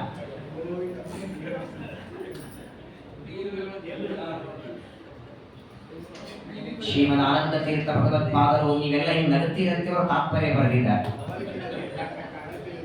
ಪ್ರಾಯ ಇವತ್ತಂದ್ರೆ ನಮ್ಮೆಲ್ಲ ಮಾನವರಿಗೆ ಇದೆಲ್ಲ ಏನು ಸುಳ್ಳು ಕಥೆನ ಅಂತ ಅನಿಸ್ತದೆ. ಹರಿವಂಶದಲ್ಲಿ ಬರ್ತದೆ, ಭಾಗವತಲ್ಲೂ ಬರ್ತದೆ. ಸಗರ ರಾಜನಿಗೆ ಎಷ್ಟು ಜನ ಮಕ್ಕಳಿದ್ರು? ಸಗರ ರಾಜನಿಗೆ 60,000 ಜನ ಮಕ್ಕಳಿದ್ರು ಅಂದ್ರೆ ಹೂ ಅಂತ ನಂಬ್ತೀವಿ, 10,000 ಆದ್ರೆ ಹೂ ಅಂತ ನಗ್ತೇವೆ. ಯಾಕೆ ನಗು ಬರುತ್ತೆ ಗೊತ್ತಾ? ಸಾಮಾನ್ಯವಾಗಿ ಮನುಷ್ಯನ ಮೆಂಟಾಲಿಟಿ ಹೆಂಗಿರತ್ತಂದ್ರೆ, ಈಗ ಉದಾಹರಣೆ ನಾಳೆ ಏಕಾದಶಿ ಇದೆ, ನೀವು ಹಾಲು ಹಣ್ಣು ತಗೊಂಡಿರ್ತೀರಿ, ಯಾರೋ ನಿಶ್ಚಕ್ರ ಮಾಡಿದ್ದಾರೆ, ಯಾಕೆ ನಗು ಬರ್ತದೆ? ಅವರು ನಮ್ಮ ಶುಗರ್ ಅದ್ರಿಗೆ ಅವ್ರೇನ್ ಮಾಡ್ತಾರೆ, ಅದಕ್ಕೆ ನಗು ಬಂತು. ನಮ್ಮಂತೆ ಒಬ್ಬ ವ್ಯಕ್ತಿ ಇದ್ದಾನೆ ಅಂತ ತಿಳ್ಕೊಂಡು ತಾನೇ ನಗೋದು ನಾವು. ದೇವತೆಗಳ ಸೃಷ್ಟಿ ಕ್ರಮನೇ ಬೇರೆ, ಮನುಷ್ಯರ ಸೃಷ್ಟಿ ಕ್ರಮ ಬೇರೆ. ದೇವತೆಗಳು ಅಥವಾ ದೇವತಾ ಸ್ತ್ರೀಯರು, ಆ ದೇವತಾ ಸ್ತ್ರೀಯರ ಗರ್ಭವೇ ಏಕಕಾಲಕ್ಕೆ 10,000 ಜನ ಮಕ್ಕಳನ್ನ ಪಡೆಯುವ ಗರ್ಭ ಅವರಿಗೆ ಇರುತ್ತೆ. ಮನುಷ್ಯರ ಗರ್ಭದಲ್ಲಿ ಒಂದು ಹುಟ್ಟಬೇಕು. ಅಕಸ್ಮಾತ್ ಒಂದರ ಜೊತೆಗೆ ಅವಳಿ ಜೋಡಿ ಅಂತ 2 ಇದ್ದರೇನೆ ಶಂಕವಾದ್ಯ ತಾಯಿಗೆ 3ನೇ ತಿಂಗಳಿಂದ ಬೆಡ್ ರೆಸ್ಟ್. ಅವಳು ಹಡದು ಆ 2 ಕೂಸುಗಳಿಗೆ ಜನ್ಮ ಕೊಡುವಾಗ 3 ಜನ ಮೇಲೆ ಹೋಗಿರ್ತಾರೆ ಸೇವಾ ಮಾಡಿ. ಹಾಗಾಗಿ ಇದೆಲ್ಲ ಕಥೆ ಅಂತ ಅನ್ಕೋಬೇಡಿ, ಸುಳ್ಳು ಕಥೆ ಅಲ್ಲ. ಹಾಸ್ಯ ಮಾಡಬಾರದು, ನಗಬಾರದು, ಅವಿಶ್ವಾಸನೂ ಮಾಡಬಾರದು ಅಂತ ಶ್ರೀಮದಾಚಾರ್ಯರು. ಇಲ್ಲಿ ಮಾತ್ರವಲ್ಲ, ಹರಿವಂಶದಲ್ಲಂತೂ 10,000, 20,000, 50,000 ಎಷ್ಟೇ ಜನರನ್ನ ಮಕ್ಕಳನ್ನ ಪಡೆದರು ಅಂತ ಹೇಳಿದರೂ ಕೂಡ ಅದು ಹಾಸ್ಯಾಸ್ಪದವಲ್ಲ, ಅದು ಸತ್ಯವೇ. ಯಾಕಂದ್ರೆ ದೇವತಾ ಸ್ತ್ರೀಯರ ಸೃಷ್ಟಿ ಕ್ರಮ ಬೇರೆ. ನಮ್ಮಲ್ಲೇ ಇಟ್ಕೊಳ್ರಿ, ಅಲ್ಲಿ ದೇವತೆಗಳವರೆಗೆ ಯಾಕೆ ಹೋಗ್ತೀರಿ? ಈಗ ಇತ್ತೀಚೆಗೆ 20-30 ವರ್ಷಗಳಿಂದ ನಾವಿಬ್ರು ನಮಗಿಬ್ರು ಆಗಿದೆ. ಅದರ ಹಿಂದೆ ಒಬ್ಬರಿಗೆ 10-20 ಜನ ಮಕ್ಕಳು ಇರಲಿಲ್ವಾ? ಯಾಕೆ ಜವಾಬ್ದಾರಿ ಇರಲಿಲ್ವಾ? ನೋಡಿಲ್ವಾ? ನಾನು ನೋಡಿದ್ದೆ, ಒಂದು ಪರಿವಾರದಲ್ಲಿ ನೋಡಿದ್ದೇನೆ. ಒಬ್ಬ ವ್ಯಕ್ತಿಯ ಪರಿವಾರದಲ್ಲಿ ಅವರಿಗೆ 12 ಜನ ಗಂಡು ಮಕ್ಕಳು, 12 ಜನ ಹೆಣ್ಮಕ್ಕಳು, 12 ಜನ ಅಳಿಯಂದ್ರು, 12 ಜನ ಸೊಸೆಂದ್ರು. ಅವ್ರು ಏನೇ ಕಾರ್ಯಕ್ರಮಗಳು ಹೊರಗಿನವ್ರು ಬರೋದು ಬೇಡ, ಅವರೇ 100 ಜನ ಅಳಿಯಂದ್ರು, ಸೊಸೆಂದ್ರು, ಮಕ್ಕಳು ಹಿಂದೆ ಇತ್ತು. ಇದು ಯಾವಾಗ ಸಿಜರು ಮಾಡಿ ಆಪರೇಷನ್ ಮಾಡಿ ಮಕ್ಕಳನ್ನ ಪಡೆಯೋದಾಯಿತೋ ಆಗ ಇಬ್ರು ಒಬ್ರು ಅಂತ ಬಂದದ್ದು. ಹಿಂದಿರ್ಲಿಲ್ಲ. ನಮ್ಮೊಬ್ಬರು ಹೇಳ್ತಿದ್ರು, ಬೆಳಗ್ಗೆ ದೇವರ ಪೂಜಾ ಮಾಡಿ ಗಂಡ ಊಟ ಮಾಡಿಕೊಂಡು ಆಫೀಸ್ ಕೆಲಸಕ್ಕೆ ಹೋಗಿದ್ದಾರೆ. ತುಂಬು ಗರ್ಭಿಣಿ ಇದ್ರು ಪಾಪ ಮನೆಗೆ ಅಡಿಗೆ ಮಾಡಿದ್ದಾರೆ, ಊಟ ಆಗಿದೆ, ಗಂಡ ಆಫೀಸ್ಗೆ ಹೋಗಿದ್ದಾರೆ. ಗಂಡ ಬರೋದು ರಾತ್ರಿ 8 ಗಂಟೆಗೆ. ಹೊಟ್ಟೆ ನೋವು 6-6:30 ಹೊಟ್ಟೆ ನೋವು ಆಯ್ತಂತ ಹಾಸ್ಪಿಟ್ಲಿಗೆ ಹೋಗ್ಲಿಕ್ಕಾಗಿಲ್ಲ ಅಂತ ಮನೆಯಲ್ಲೇನೆ ಮಗುವಿಗೆ ಯಾವ ಡಾಕ್ಟರ್ಗಳಿಲ್ಲ, ಯಾವ ಹೆಣ್ಮಕ್ಳಿಗೆ ಯಾರು ತಮ್ಮಟ್ಟಕ್ಕೆ ತಾವೇ ಜನ್ಮ ಕೊಟ್ಟಿದ್ದಾರೆ, ತಾವೇ ಮಗುವನ್ನ ನೋಡಿದ್ದಾರೆ. ಯಾರು ಹಿಂದೆ 3, 4, 5, 6 ಜನ್ಮಗಳ ಮಕ್ಕಳನ್ನು ಪಡೆದು ಡಾಕ್ಟರ್ ಹತ್ರ ಹೋಗ್ತಿರ್ಲಿಲ್ಲ. ನ್ಯಾಚುರಲ್ ಆಗಿ ಸಂತಾನ ಆಗೋದು. ಎಲ್ಲ ದಕ್ಷಿಣೆ ಬೇಕು ಅಂತ ನೀವು 3ನೇ ತಿಂಗಳಿಗೆ ಕೆಲವು ಡೋಸ್ಗಳು ಕೊಡ್ತಾರೆ ಡಾಕ್ಟರ್ಗಳು. 3ನೇ ತಿಂಗಳಿಗೆ ನೀವು 1ನೇ ತಿಂಗಳಿಗೆ ಹೋದರೆ ಅವ್ರು ಹೆಂಗ್ ಮಾಡ್ತಾರೆ ಅಂದ್ರೆ 9ನೇ ತಿಂಗಳಿಗೆ ಅಲ್ಲೇ ಬರುವ ಹಾಗೆ ಮಾಡ್ಬಿಡ್ತಾರೆ, ಅಲ್ಲಿಂದ ಶುರು ಮಾಡ್ತಾರೆ. ಆ ಮಾತ್ರೆಗಳು ಔಷಧಗಳನ್ನ ಎಷ್ಟು ವೀಕ ಮಾಡತ್ತಂದ್ರೆ ಕೊನೆಗೆ 8, 9 ಆದ್ರೆ ನೀರು ಮುಗೀತು, ಅದು ಮುಗೀತು, ಇದು ಮುಗೀತು. ಹಿಂದೆಲ್ಲ ಇರಲಿಲ್ಲ. ಹಾಗಾಗಿ ಇದು ಬಹಳ ವಿಶಿಷ್ಟವಾದದ್ದು. ದೇವತಾ ಸ್ತ್ರೀಯರ ಕಥೆ ಬಹಳ ಮಹತ್ವದ್ದು. ಪ್ರಾಚೇತಸ ದಕ್ಷ ಪಂಚಜನಿ ಎನ್ನುವ ಕನ್ಯೆಯಲ್ಲಿ 10,000 ಜನ ಮಕ್ಕಳನ್ನ ಪಡಿತಾನೆ. 10,000 ಜನ ಮಕ್ಕಳೇನೋ ಆದ್ರೂ ಇವರಿಗೆಲ್ಲ ಹೆಸರೇನಿಡೋದು? ವಿಷ್ಣು ಸಹಸ್ರನಾಮದ ಹೆಸರಿಟ್ಟರು 1000 ಆಯಿತು. ಏನ್ ಮಾಡಿಬಿಟ್ಟ ಅಂದ್ರೆ, ಹೆಂಗೆ ತಮ್ಮ 10 ಜನ ಅಪ್ಪಂದ್ರಿಗೆ ಪ್ರಾಚೇತಸರು ಅಂತ ಒಂದೇ ಹೆಸರಿತ್ತಲ್ಲ, 10,000 ಜನರಿಗೆ ಗುಂಪಿಗೆ ಸೇರಿಬಿಟ್ಟು ಹರಿಯಶ್ವರು ಅಂತ ಹೆಸರಿಟ್ಬಿಟ್ಟ. ಒಬ್ಬೊಬ್ಬರಿಗೆ ಪ್ರತ್ಯೇಕ ನಾಮಕರಣ ಮಾಡಲಿಲ್ಲ. ಏಕಕಾಲಕ್ಕೆ 10,000 ಜನರಿಗೆ ಹರಿಯಶ್ವ ಅಂತ ಹೆಸರಿಟ್ಟ. ಮಕ್ಕಳನ್ನ ಬೆಳೆಸ್ತಾರೆ, ದೊಡ್ಡವರಾದರು, ಉಪನಯನ ಮಾಡಿ. ಅದೇ ಪರಂಪರೆ ಪ್ರಾಚೀನ ಬರಹಿ ತಮ್ಮ ಮಕ್ಕಳಿಗೆ ಹೇಳಿದ್ದು, ಆ ಪ್ರಾಚೇತಸರು ಪ್ರಾಚೇತಸ ದಕ್ಷನಿಗೆ ಹೇಳಿದ್ದು ಅದೇ ಮಾತನ್ನ 10,000 ಜನರಿಗೆ ತಂದೆ ಹೇಳ್ತಾನೆ. ಪ್ರಾಚೇತಸ ದಕ್ಷ, ನಾನು ಸ್ತೋತ್ರ ಮಾಡಿ ಭಗವಂತನ ದರ್ಶನ ಮಾಡಿಕೊಂಡು ನಿಮ್ಮನ್ನ ಮಕ್ಕಳಾಗಿ ಪಡೆದೆ. ಹಾಗೆ ನೀವು ಅರಣ್ಯಕ್ಕೆ ಹೋಗ್ರಿ, ತಪಸ್ಸು ಮಾಡ್ರಿ, ದೇವರು ಪ್ರತ್ಯಕ್ಷ ಆಗಿ ಬಂದ್ರೆ ನಮಗೂ ವಿವಾಹ ಮದುವೆಯಾಗಿ ನಾವು ಮಕ್ಕಳನ್ನು ಪಡಿಬೇಕು, ಪ್ರಜಾ ಸಂತಾನ ಅಭಿವೃದ್ಧಿ ಮಾಡಬೇಕು ಅಂತ ವರಗಳನ್ನ ಬೇಡ್ಕೊಂಡು ಬನ್ನಿ. ಕಳಿಸಿಬಿಟ್ಟ. ತನಗೆ ತಮ್ಮ ತಂದೆ ಕಳಿಸಿದಂತೆ ಪ್ರಾಚೇತಸ ದಕ್ಷ 10,000 ಜನರಿಗೆ ಅರಣ್ಯಕ್ಕೆ ಕಳಿಸ್ತಾನೆ. ಆದ್ರೆ ಹಿಂದಿನ ಕಾಲದಲ್ಲಿ ಒಂದೇನಿತ್ತು ಅಂದ್ರೆ, ತಂದೆ ಹೇಳಿದ್ರೆ ಆಗ್ಲಿ ಅಂತ ಒಪ್ಕೋತಿದ್ರು ಮಕ್ಕಳು. ಈ ಅರಣ್ಯಕ್ಕೆ ಹೋಗಿ ನಮ್ಮನ್ನು ತರ್ತಾರೆ ಅಷ್ಟೇ, ಅವ್ರು ಹೋಗಲ್ಲ. ಸುಮ್ಮನೆ ಹೇಳ್ಕೊಂಡು ಕೇಳೋಗಿದ್ರೆ ಮನೆಯಾಗಿರ್ರಿ, ಇಲ್ಲ ಅಂದ್ರೆ ವೃದ್ಧಾಶ್ರಮದಲ್ಲಿ ಇರ್ರಿ.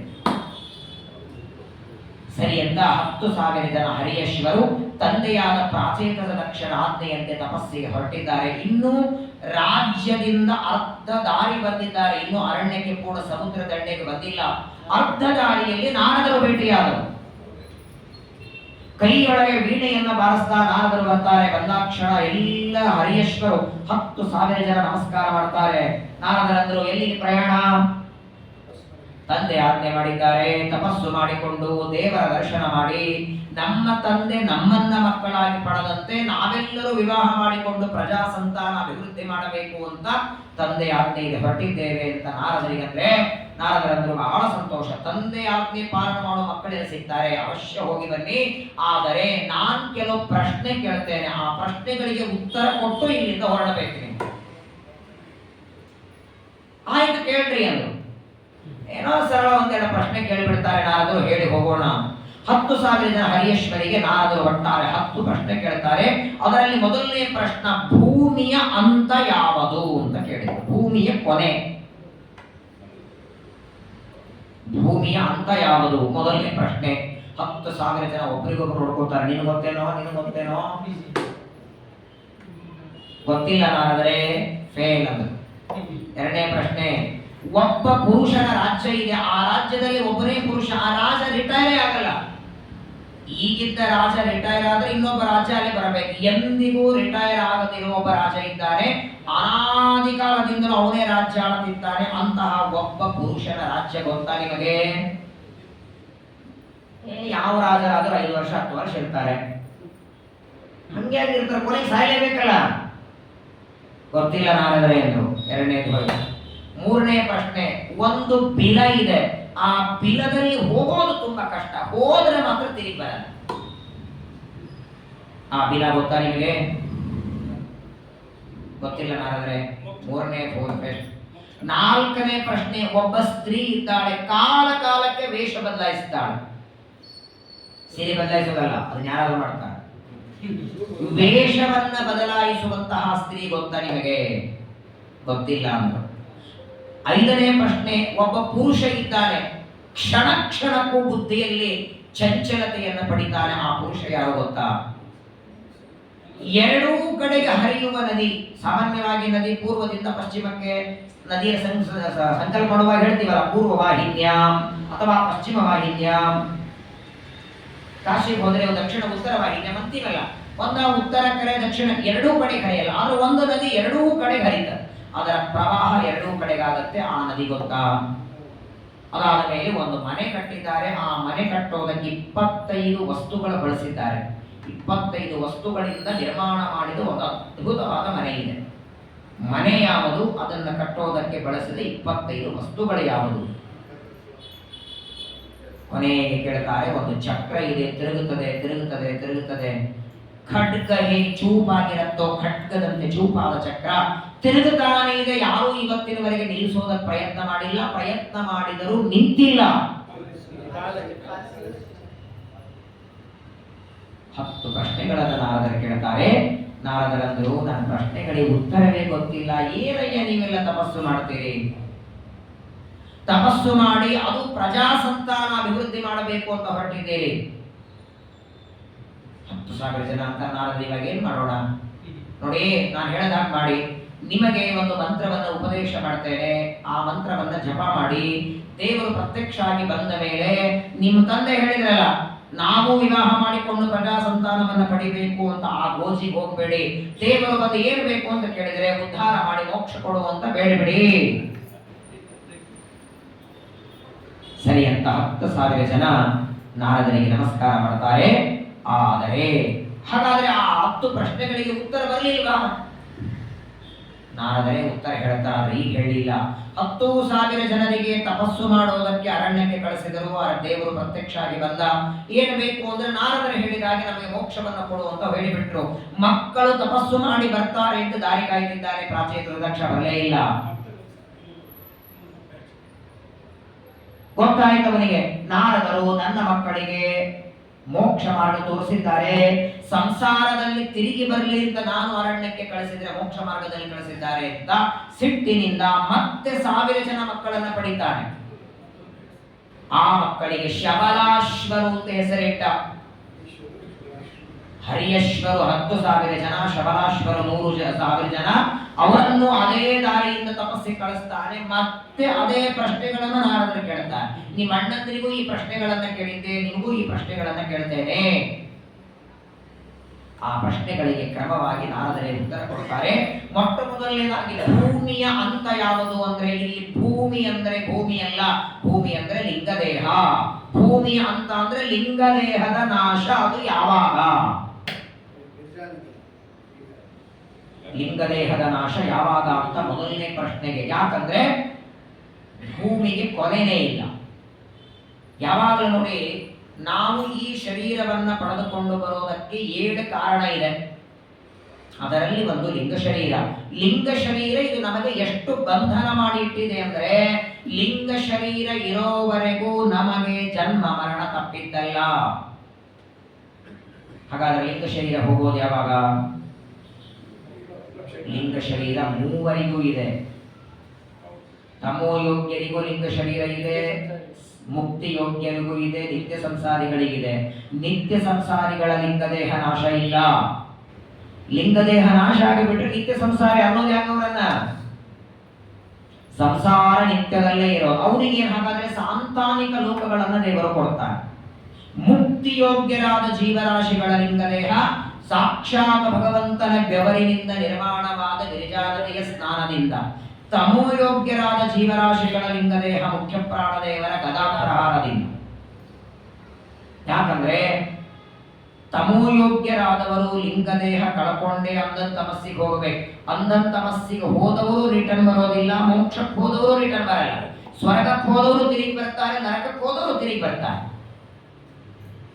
ಹಾಗಾಗಿ ಮೊದಲನೇ ಪ್ರಶ್ನೆಗೆ ನಾರದರಂತಾರೆ, ಭೂಮಿ ಅಂದ್ರೆ ಲಿಂಗದೇಹ, ಲಿಂಗದೇಹದ ನಾಶ ಯಾವಾಗ? ಯಾಕೆ ಲಿಂಗ ದೇಹದ ನಾಶ ಯಾಕಾಗಬೇಕು ಅಂದ್ರೆ ಅದು ಎಲ್ಲಿಯವರೆಗೆ ಆಗೋದಿಲ್ಲ ಅಲ್ಲಿಯವರೆಗೆ ಜೀವನಿಗೆ ಅವನ ಸ್ವರೂಪದಲ್ಲಿರುವ ಆನಂದದ ಅನುಭವ ಆಗಲ್ಲ. ಅವನಿಗೆ ಆ ಲಿಂಗದೇಹ ಆವರಣವಾಗಿ ಕೂತಿದೆ.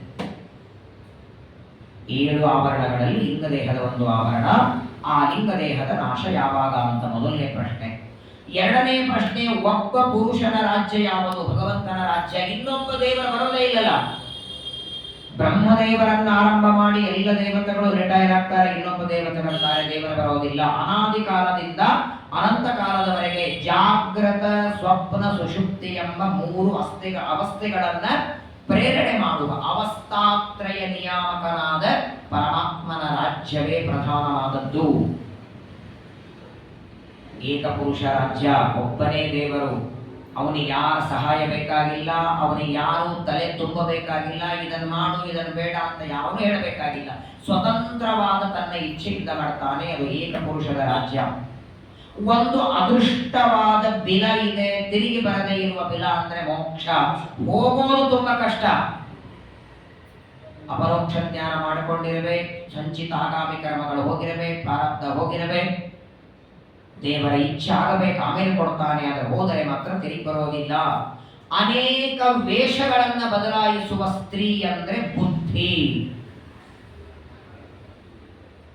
ಬುದ್ಧಿಯನ್ನ ಪ್ರಮದ ಅಂತ ಕರೆದಿದ್ದಾರೆ. ಪ್ರಾಯ ಇಡೀ ಜಗತ್ತೊಳಗೆ ನೋಡಿ, ಯಾವುದೇ ಒಂದು ಕೆಲಸ ಮನುಷ್ಯ ಮಾಡಬೇಕು ಅಂದ್ರೆ ಬುದ್ಧಿ ಹೇಳಿದಾಗ ಕೇಳ್ತಾನೆ. ಹೋಗು 6:30 ಆಗಿದೆ ಪ್ರವಚನಕ್ಕೆ ಅಂತ ಬುದ್ಧಿ ಪ್ರಚೋದನೆ ಮಾಡಿದರೆ ಮನೆ ಬಾಗಿಲ ಹಾಕೊಂಡು ಬರ್ತಾನೆ.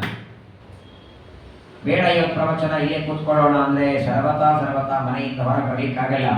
ಇದನ್ನು ಮಾಡು ಇದನ್ನು ಬೇಡ ಅಂತ ನಿಶ್ಚಯ ಮಾಡೋದೇ ಬುದ್ಧಿ. ಅದು ಬಹುರೂಪವನ್ನು ಧಾರಣ ಮಾಡುವ ಸ್ತ್ರೀ.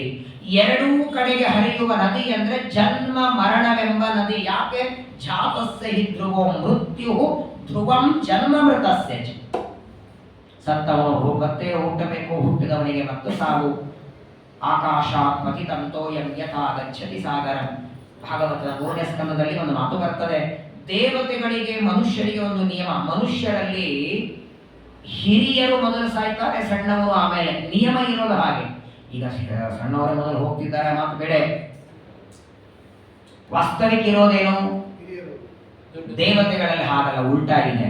ಯಾಕಂದ್ರೆ ದೇವತೆಗಳು ಯಾರಿಂದ ಸೃಷ್ಟರಾಗಿರ್ತಾರೋ ಅವರಲ್ಲಿ ಲಯ ಅವರಿಗೆ. ಸೃಜ್ಯರಾದವರು ಸೃಷ್ಟಿ ಆದವರಲ್ಲಿ. ಹಾಗಾದ್ರೆ ಸಣ್ಣವರು ದೊಡ್ಡವರಲ್ಲಿ ಲಯ. ಈ ಲಯ ಎಲ್ಲಿವರೆಗೆ ಹೋಗುತ್ತೆ? ಎಲ್ಲಾ ದೇವತೆಗಳಿಗೆ ಇಂದ್ರದೇವರಲ್ಲಿ, ಇಂದ್ರದೇವರಿಗೆ ಉಮಾದೇವಿಯಲ್ಲಿ, ಉಮಾದೇವಿಗೆ ರುದ್ರದೇವರಲ್ಲಿ, ರುದ್ರದೇವರಿಗೆ ಭಾರತೀ ದೇವಿಯಲ್ಲಿ, ಭಾರತೀ ದೇವಿಗೆ ವಾಯುದೇವರಲ್ಲಿ, ವಾಯುದೇವರಿಗೆ ಪರಮಾತ್ಮನಲ್ಲಿ. ಈ ಲಯ ಕ್ರಮ ಏನುಂಟೋ ಈ ಕ್ರಮದಂತೆ ಎಲ್ಲಾ ಜೀವರಾಶಿಗಳಿಗೆ ಕೊನೆಗೆ ಪರಮಾತ್ಮನ ಉದರದಲ್ಲಿ ಪ್ರವೇಶ, ಮತ್ತೆ ಉದರದಲ್ಲಿದ್ದವರನ್ನು ಹೊರಗೆ ಹಾಕ್ತಾರೆ ದೇವರು. ಈ ಸೃಷ್ಟಿ ಮತ್ತು ಲಯವೆಂಬ ಎರಡೂ ಕಡೆಗೆ ಹರಿಯುವ ನದಿ. 25 ವಸ್ತುಗಳಿಂದ ನಿರ್ಮಾಣ ಮಾಡಿದ ಒಂದು ಮನೆ ಇದೆ ಅಂದ್ರೆ ಅದ್ಭುತವಾದ ಮನೆ ಈ ಶರೀರವೆಂಬ ಮನೆ.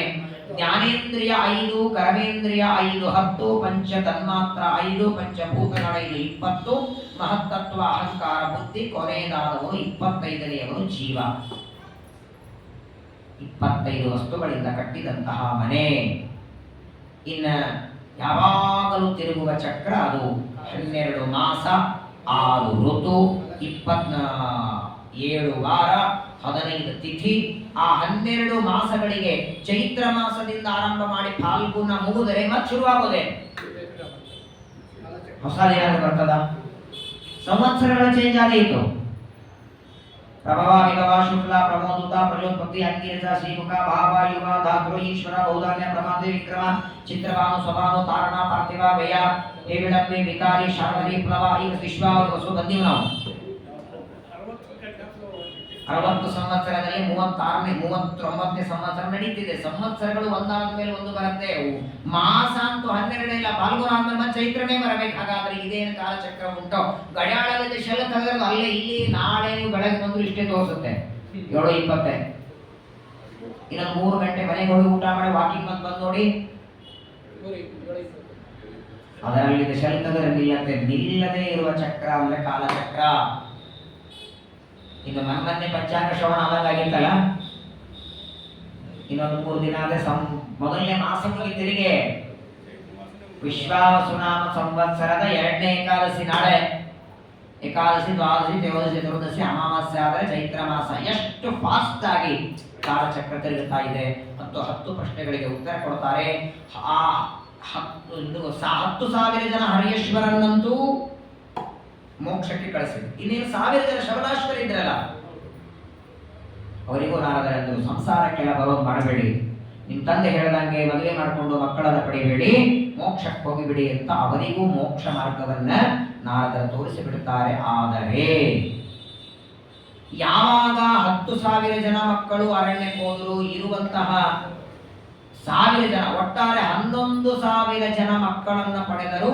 ಯಾವ ಮಕ್ಕಳು ಸಂತಾನವನ್ನ ಪಡೆದಿಲ್ಲ ಅವರೆಲ್ಲರಿಗೂ ನಾರದರು ಮಾರ್ಗ ತೋರಿಸಿದ್ದಾರೆ ಅಂತ ಹೇಳಿ ಕೋಪ ಬಂದು ನಾರದರಿಗೆ ಶಾಪ ಕೊಡ್ತಾನೆ. ಪ್ರಾಚೇತ ಸದಕ್ಷ, ನಿಮಗೆ ಇರೋದಕ್ಕೆ ಒಂದು ಸ್ವಂತ ಮನೆಯಂತೆ ಬೇಡ, ಯಾವಾಗಲೂ ತಿರುಗುತ್ತಾ ಇರ್ರಿ, ನನ್ನ ಮಕ್ಕಳಿಗೆ ಮಾರ್ಗ ತೋರಿಸಿ ಕಳಿಸಿಬಿಟ್ರಲ್ಲ,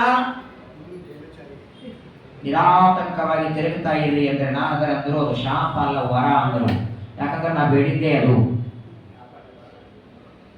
ನೋಡಿ, ಮನೆ ಅಂತ ಒಂದಿದ್ರೆ ಟೆನ್ಷನ್, 7:30 ಆಯ್ತು 8ಕ್ಕೆ ಮನೆಗೆ ಹೋಗಬೇಕು, ಇಲ್ಲ ಅಂದ್ರೆ ಮನೆ ಇದ್ರೆ ಹೋಗ್ಬೇಕು ಟೆನ್ಷನ್, ಹೊಲಸಾಗುತ್ತೆ, ಕಸ ಬೆಳಿಬೇಕು, ತೊಳಿಬೇಕು, ಪಾತ್ರೆ ತೆಗಿಬೇಕು. ಇಲ್ಲ ಅಂತವರಿಗೆ ನನಗೊಬ್ರು ಕೇಳಿದ್ರು, ಆಚಾರ್ಯ ಯಾಕೆ ಬೆಂಗಳೂರು ಬಂದು 5-6 ವರ್ಷ ಆಯ್ತು, ಯಾಕೋ ಇನ್ನು ಸ್ವಂತ ಮನೆ ಮಾಡಿಲ್ಲ. ನಾನಂದೇ ಒಂದು ಮನೆ ಸ್ವಂತ ಅಂತ ಮಾಡಿದ್ರೆ ಅದರಲ್ಲಿ ಬಾಡಿಗೆ ಚೇಂಜ್ ಮಾಡಿ ಹೋದ್ರೆ ಬೇಕಾದಂಗೆ 3 ವರ್ಷಕ್ಕೆ ಒಂದು ಮನೆಯಲ್ಲಿ ಇರೋದು ಚೇಂಜ್ ಮಾಡ್ಕೊಂಡು ಹೋಗೋದು. ಬೆಂಗಳೂರಿಗೆ ಎಲ್ಲ ಮನೆ ನಮ್ದೆ, ಸ್ವಂತ ಒಂದೇ ನಮ್ದು ಇರುತ್ತೆ, ಬಾಡಿಗೆ ಮನೆಯಲ್ಲಿ ಬೇಕಾದಲ್ಲಿ ತಿರುಗಬಹುದು. ಹಾಗಾಗಿ ನಾರದರಿಗೆ ಪ್ರಾಚೇತ ಸದಕ್ಷ ಶಾಪ ಕೊಡ್ತಾರೆ. ಇಲ್ಲಿ ಯೋಗ್ಯತೆಯಲ್ಲಿ ದೊಡ್ಡವರು ಯಾರು? ಸಣ್ಣವರು ಕೊಟ್ಟ ಶಾಪ ದೊಡ್ಡವರಿಗೆ ಹೇಗೆ ಬಂತು? ವಾಸ್ತವಿಕವಾಗಿ ಶ್ರೀಮದಾಚಾರ್ಯ ಒಂದು ಮಾತು ಹೇಳ್ತಾರೆ, ಯಾವಾಗಲೂ ಸಣ್ಣವರು ಶಾಪ ಕೊಟ್ರೆ ದೊಡ್ಡವರು ಇಚ್ಛೆ ಇದ್ರೆ ತಗೋಬಹುದು, ಇಲ್ಲ ಅಂದ್ರೆ ಇಲ್ಲ, ಕಡ್ಡಾಯ. ಅದೇ ದೊಡ್ಡವರು ಸಣ್ಣವರು ಶಾಪ ಕೊಟ್ರೆ ಇಚ್ಛೆ ಇಲ್ಲ ಇದ್ದ ತಗೋಗಿಲ್ಲ, ಕಡ್ಡಾಯ ತಗೊಳ್ಳೇಬೇಕು. ಹಾಗಾಗಿ ಕೆಲವು ಬಾರಿ ತಮಗಿಂತ ಸಣ್ಣವರು ಶಾಪ ಕೊಟ್ಟಾಗ, ದಕ್ಷ ಪ್ರಜಾಪತಿ ಸಭಾಮಂಟಪದಲ್ಲಿ ಬಿದ್ದು ಶಾಪ ಕೊಡುವಾಗ ರುದ್ರದೇವರು ಸುಮ್ಮನೆ ಕೂತಿದ್ರಲ್ಲ, ರುದ್ರದೇವರು ಶಾಪ ತಗೊಳ್ಳದೇ ಇದ್ದಾಗ 5ನೇ ಕಕ್ಷಾದಲ್ಲಿ ರುದ್ರದೇವರಿದ್ದಾರೆ. ಆದರೂ ಕೆಲವು ಬಾರಿ ತಮಗಿಂತ ಸಣ್ಣವರು ಶಾಪ ಕೊಟ್ಟಾಗ ದೇವರ ಆಜ್ಞೆಯಂತೆ ತಗೊಳ್ಳುತ್ತಾರೆ. 2 ಕಾರಣ.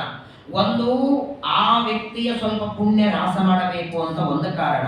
ಅವರು ಶಾಪ ಕೊಟ್ಟದ್ದಕ್ಕೆ ಇವರೇನಾದರೂ ದಂಡ ಕೊಟ್ರೆ ಆ ದಂಡ ಅನುಭವಿಸುವ ಸಾಮರ್ಥ್ಯವಂತರು ಇರ್ಬೇಕಲ್ಲ. ಅದೇ ದಕ್ಷ ಪ್ರಜಾಪತಿಯನ್ನು ರುದ್ರದೇವರು ಅದೇ ಸಭಾ ಮಂಟಪದಲ್ಲಿ ಕಣ್ಣು ಕೆಂಪು ಮಾಡಿಬಿಟ್ಟಿದ್ರೆ ಫೋಟೋ ಹಾರ ಗೋಡೆಗೆ. ಹಾಗಾಗಿ ಅತೀ ಕೋಪ ಮಾಡಿಕೊಳ್ಳದೆ, ಸರಿ ಪರವಾಗಿ ಏನಿದ್ರು ಕನ್ಯಾದಾನ ಮಾಡಿದ್ದಾನೆ ಮಾವ, 1-2 ಬೈತಾನೆ ಅಂತ ಬಿಡುತ್ತಾರೆ. ಹಂಗೆ ಇಲ್ಲಿ ನಾರದರು ಇಚ್ಛೆಯಿಂದಲೇ ಮಕ್ಕಳನ್ನ ಶಾಪವನ್ನು ತಗೊಳ್ತಾರೆ. ವಿಚಾರ ಮಾಡ್ತಾನೆ, ಇನ್ನು ಗಂಡು ಮಕ್ಕಳನ್ನು ಪಡೆಯೋದು ಬೇಡ ಅಂತ. ಮತ್ತೆ ನಾನು ಮಕ್ಕಳನ್ನು ಪಡಿಬೇಕು, ತಪಸ್ಸಿಲ್ಲದೆ ಅಂತೂ ಏನು ಮಾಡ್ಲಿಕ್ಕೆ ಸಾಧ್ಯ ಇಲ್ಲ. ನಾನು ಯಾವ ಮಾರ್ಗದಿಂದ ತಪಸ್ಸಿಗೆ ಕಳಿಸಿದ್ರು ಕೂತಿರ್ತಾರೆ, ಕಾಲೇ ಇರ್ತಾರಪ್ಪ, ಮದುವೆ ಇಲ್ಲ, ಮಕ್ಕಳಿಲ್ಲ ನಾರದರಿಗೆ. ಮತ್ತೆ ಮಕ್ಕಳಿಗೆ ಬಂದು ಏನಾದರೂ ತಲೆ ಕೆಡಿಸಿ ಬಿಡ್ತಾರೆ ಅಂತ ವಿಚಾರ ಮಾಡಿ 60 ಜನ ಹೆಣ್ಣುಮಕ್ಕಳನ್ನ ಪಡಿತಾನೆ. 10,000 ಜನ ಹರಿಯೇಶ್ವರು, 1,000 ಜನ ಶಬಲಾಶ್ವರ ಆದ ಮೇಲೆ ಅನಂತರದಲ್ಲಿ 60 ಜನ ಹೆಣ್ಣು ಮಕ್ಕಳನ್ನ ಪಡೆದ. ಆ 60 ಜನ ಮಕ್ಕಳಿಗೆ 60 ಜನ ಹಳೆಯಂದ್ರಿಲ್ಲ. ನಮ್ಮಲ್ಲಿ ಇದೆ, ಅದಕ್ಕೆ ಹೇಳಿದ್ ನಾನು, ಮನುಷ್ಯರ ಲೆಕ್ಕ ದೇವತೆಗಳ ಲೆಕ್ಕ ಬೇರೆ. ನಮಗೆ 60 ಜನ ಹೆಣ್ಮಕ್ಕಳಾದ್ರೆ ಎಲ್ಲಾರಿಗೂ ಒಬ್ಬರಿಗೆ ಕೊಟ್ಟು ಮಾಡ್ತೀವ, ಒಬ್ಬರಿಗೆ ಒಂದು ಕನ್ಯಾ. ಆದರೆ ಇವನು ಮಾಡಿದ್ದು 6 ಜನ ಹಳೆಯಂದ್ರಲ್ಲಿ ಮುಗಿಸ್ಬಿಟ್ಟ ಅಂತೆ. 60 ಜನರಲ್ಲಿ ದದೌಷ ದಶ ಧರ್ಮಾಯ, ಯಮಧರ್ಮನಿಗೆ 10 ಜನ ಮಕ್ಕಳನ್ನು ಕೊಟ್ಟ. 10 ಜನ ಯಮಧರ್ಮನಿಗೆ. ಕಶ್ಯಪಾಯ ತ್ರಯೋದಶ, ಕಶ್ಯಪರಿಗೆ 13 ಜನರನ್ನ ಕೊಟ್ಟ. 10, 13, 23.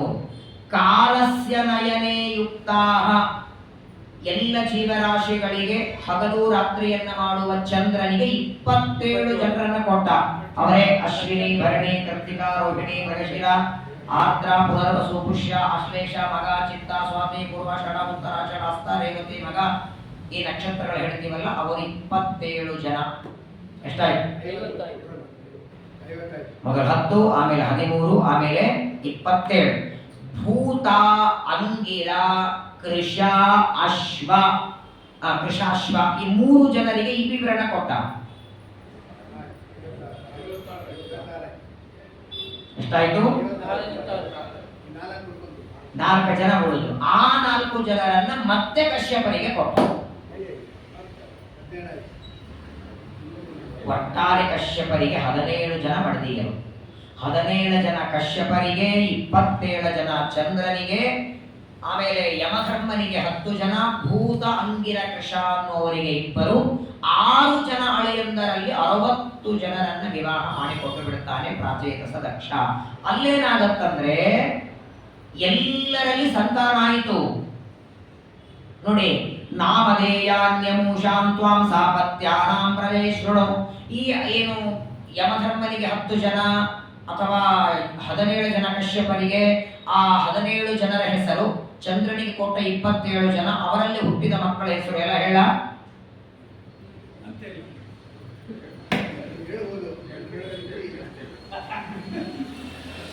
ಅವರು ಯಾಕೆ ಬಿಡ್ತೀರಿ 7ವರೆ. ಹಾಗಾಗಿ ಎಲ್ಲರ ಹೆಸರು ಹೇಳ್ತಾರೆ. 60 ಜನರನ್ನ ಯಾರ್ಯಾರಿಗೆ ಕೊಟ್ಟು ವಿವಾಹ ಮಾಡ್ತಾನೆ ಅವರಲ್ಲಿ ಹುಟ್ಟಿದಂತಹ ಮಕ್ಕಳು. ಆದರೆ ಅಲ್ಲೇನಾಯ್ತು ನೋಡಿ, ಯಮದೇವರಿಗೆ 10 ಜನರನ್ನ ಕೊಟ್ಟು ಮದುವೆ ಮಾಡ್ತಾನೆ, ಯಮದೇವರಲ್ಲಿ ಉತ್ತಮವಾದ ಸಂತಾನ ಆಯಿತು.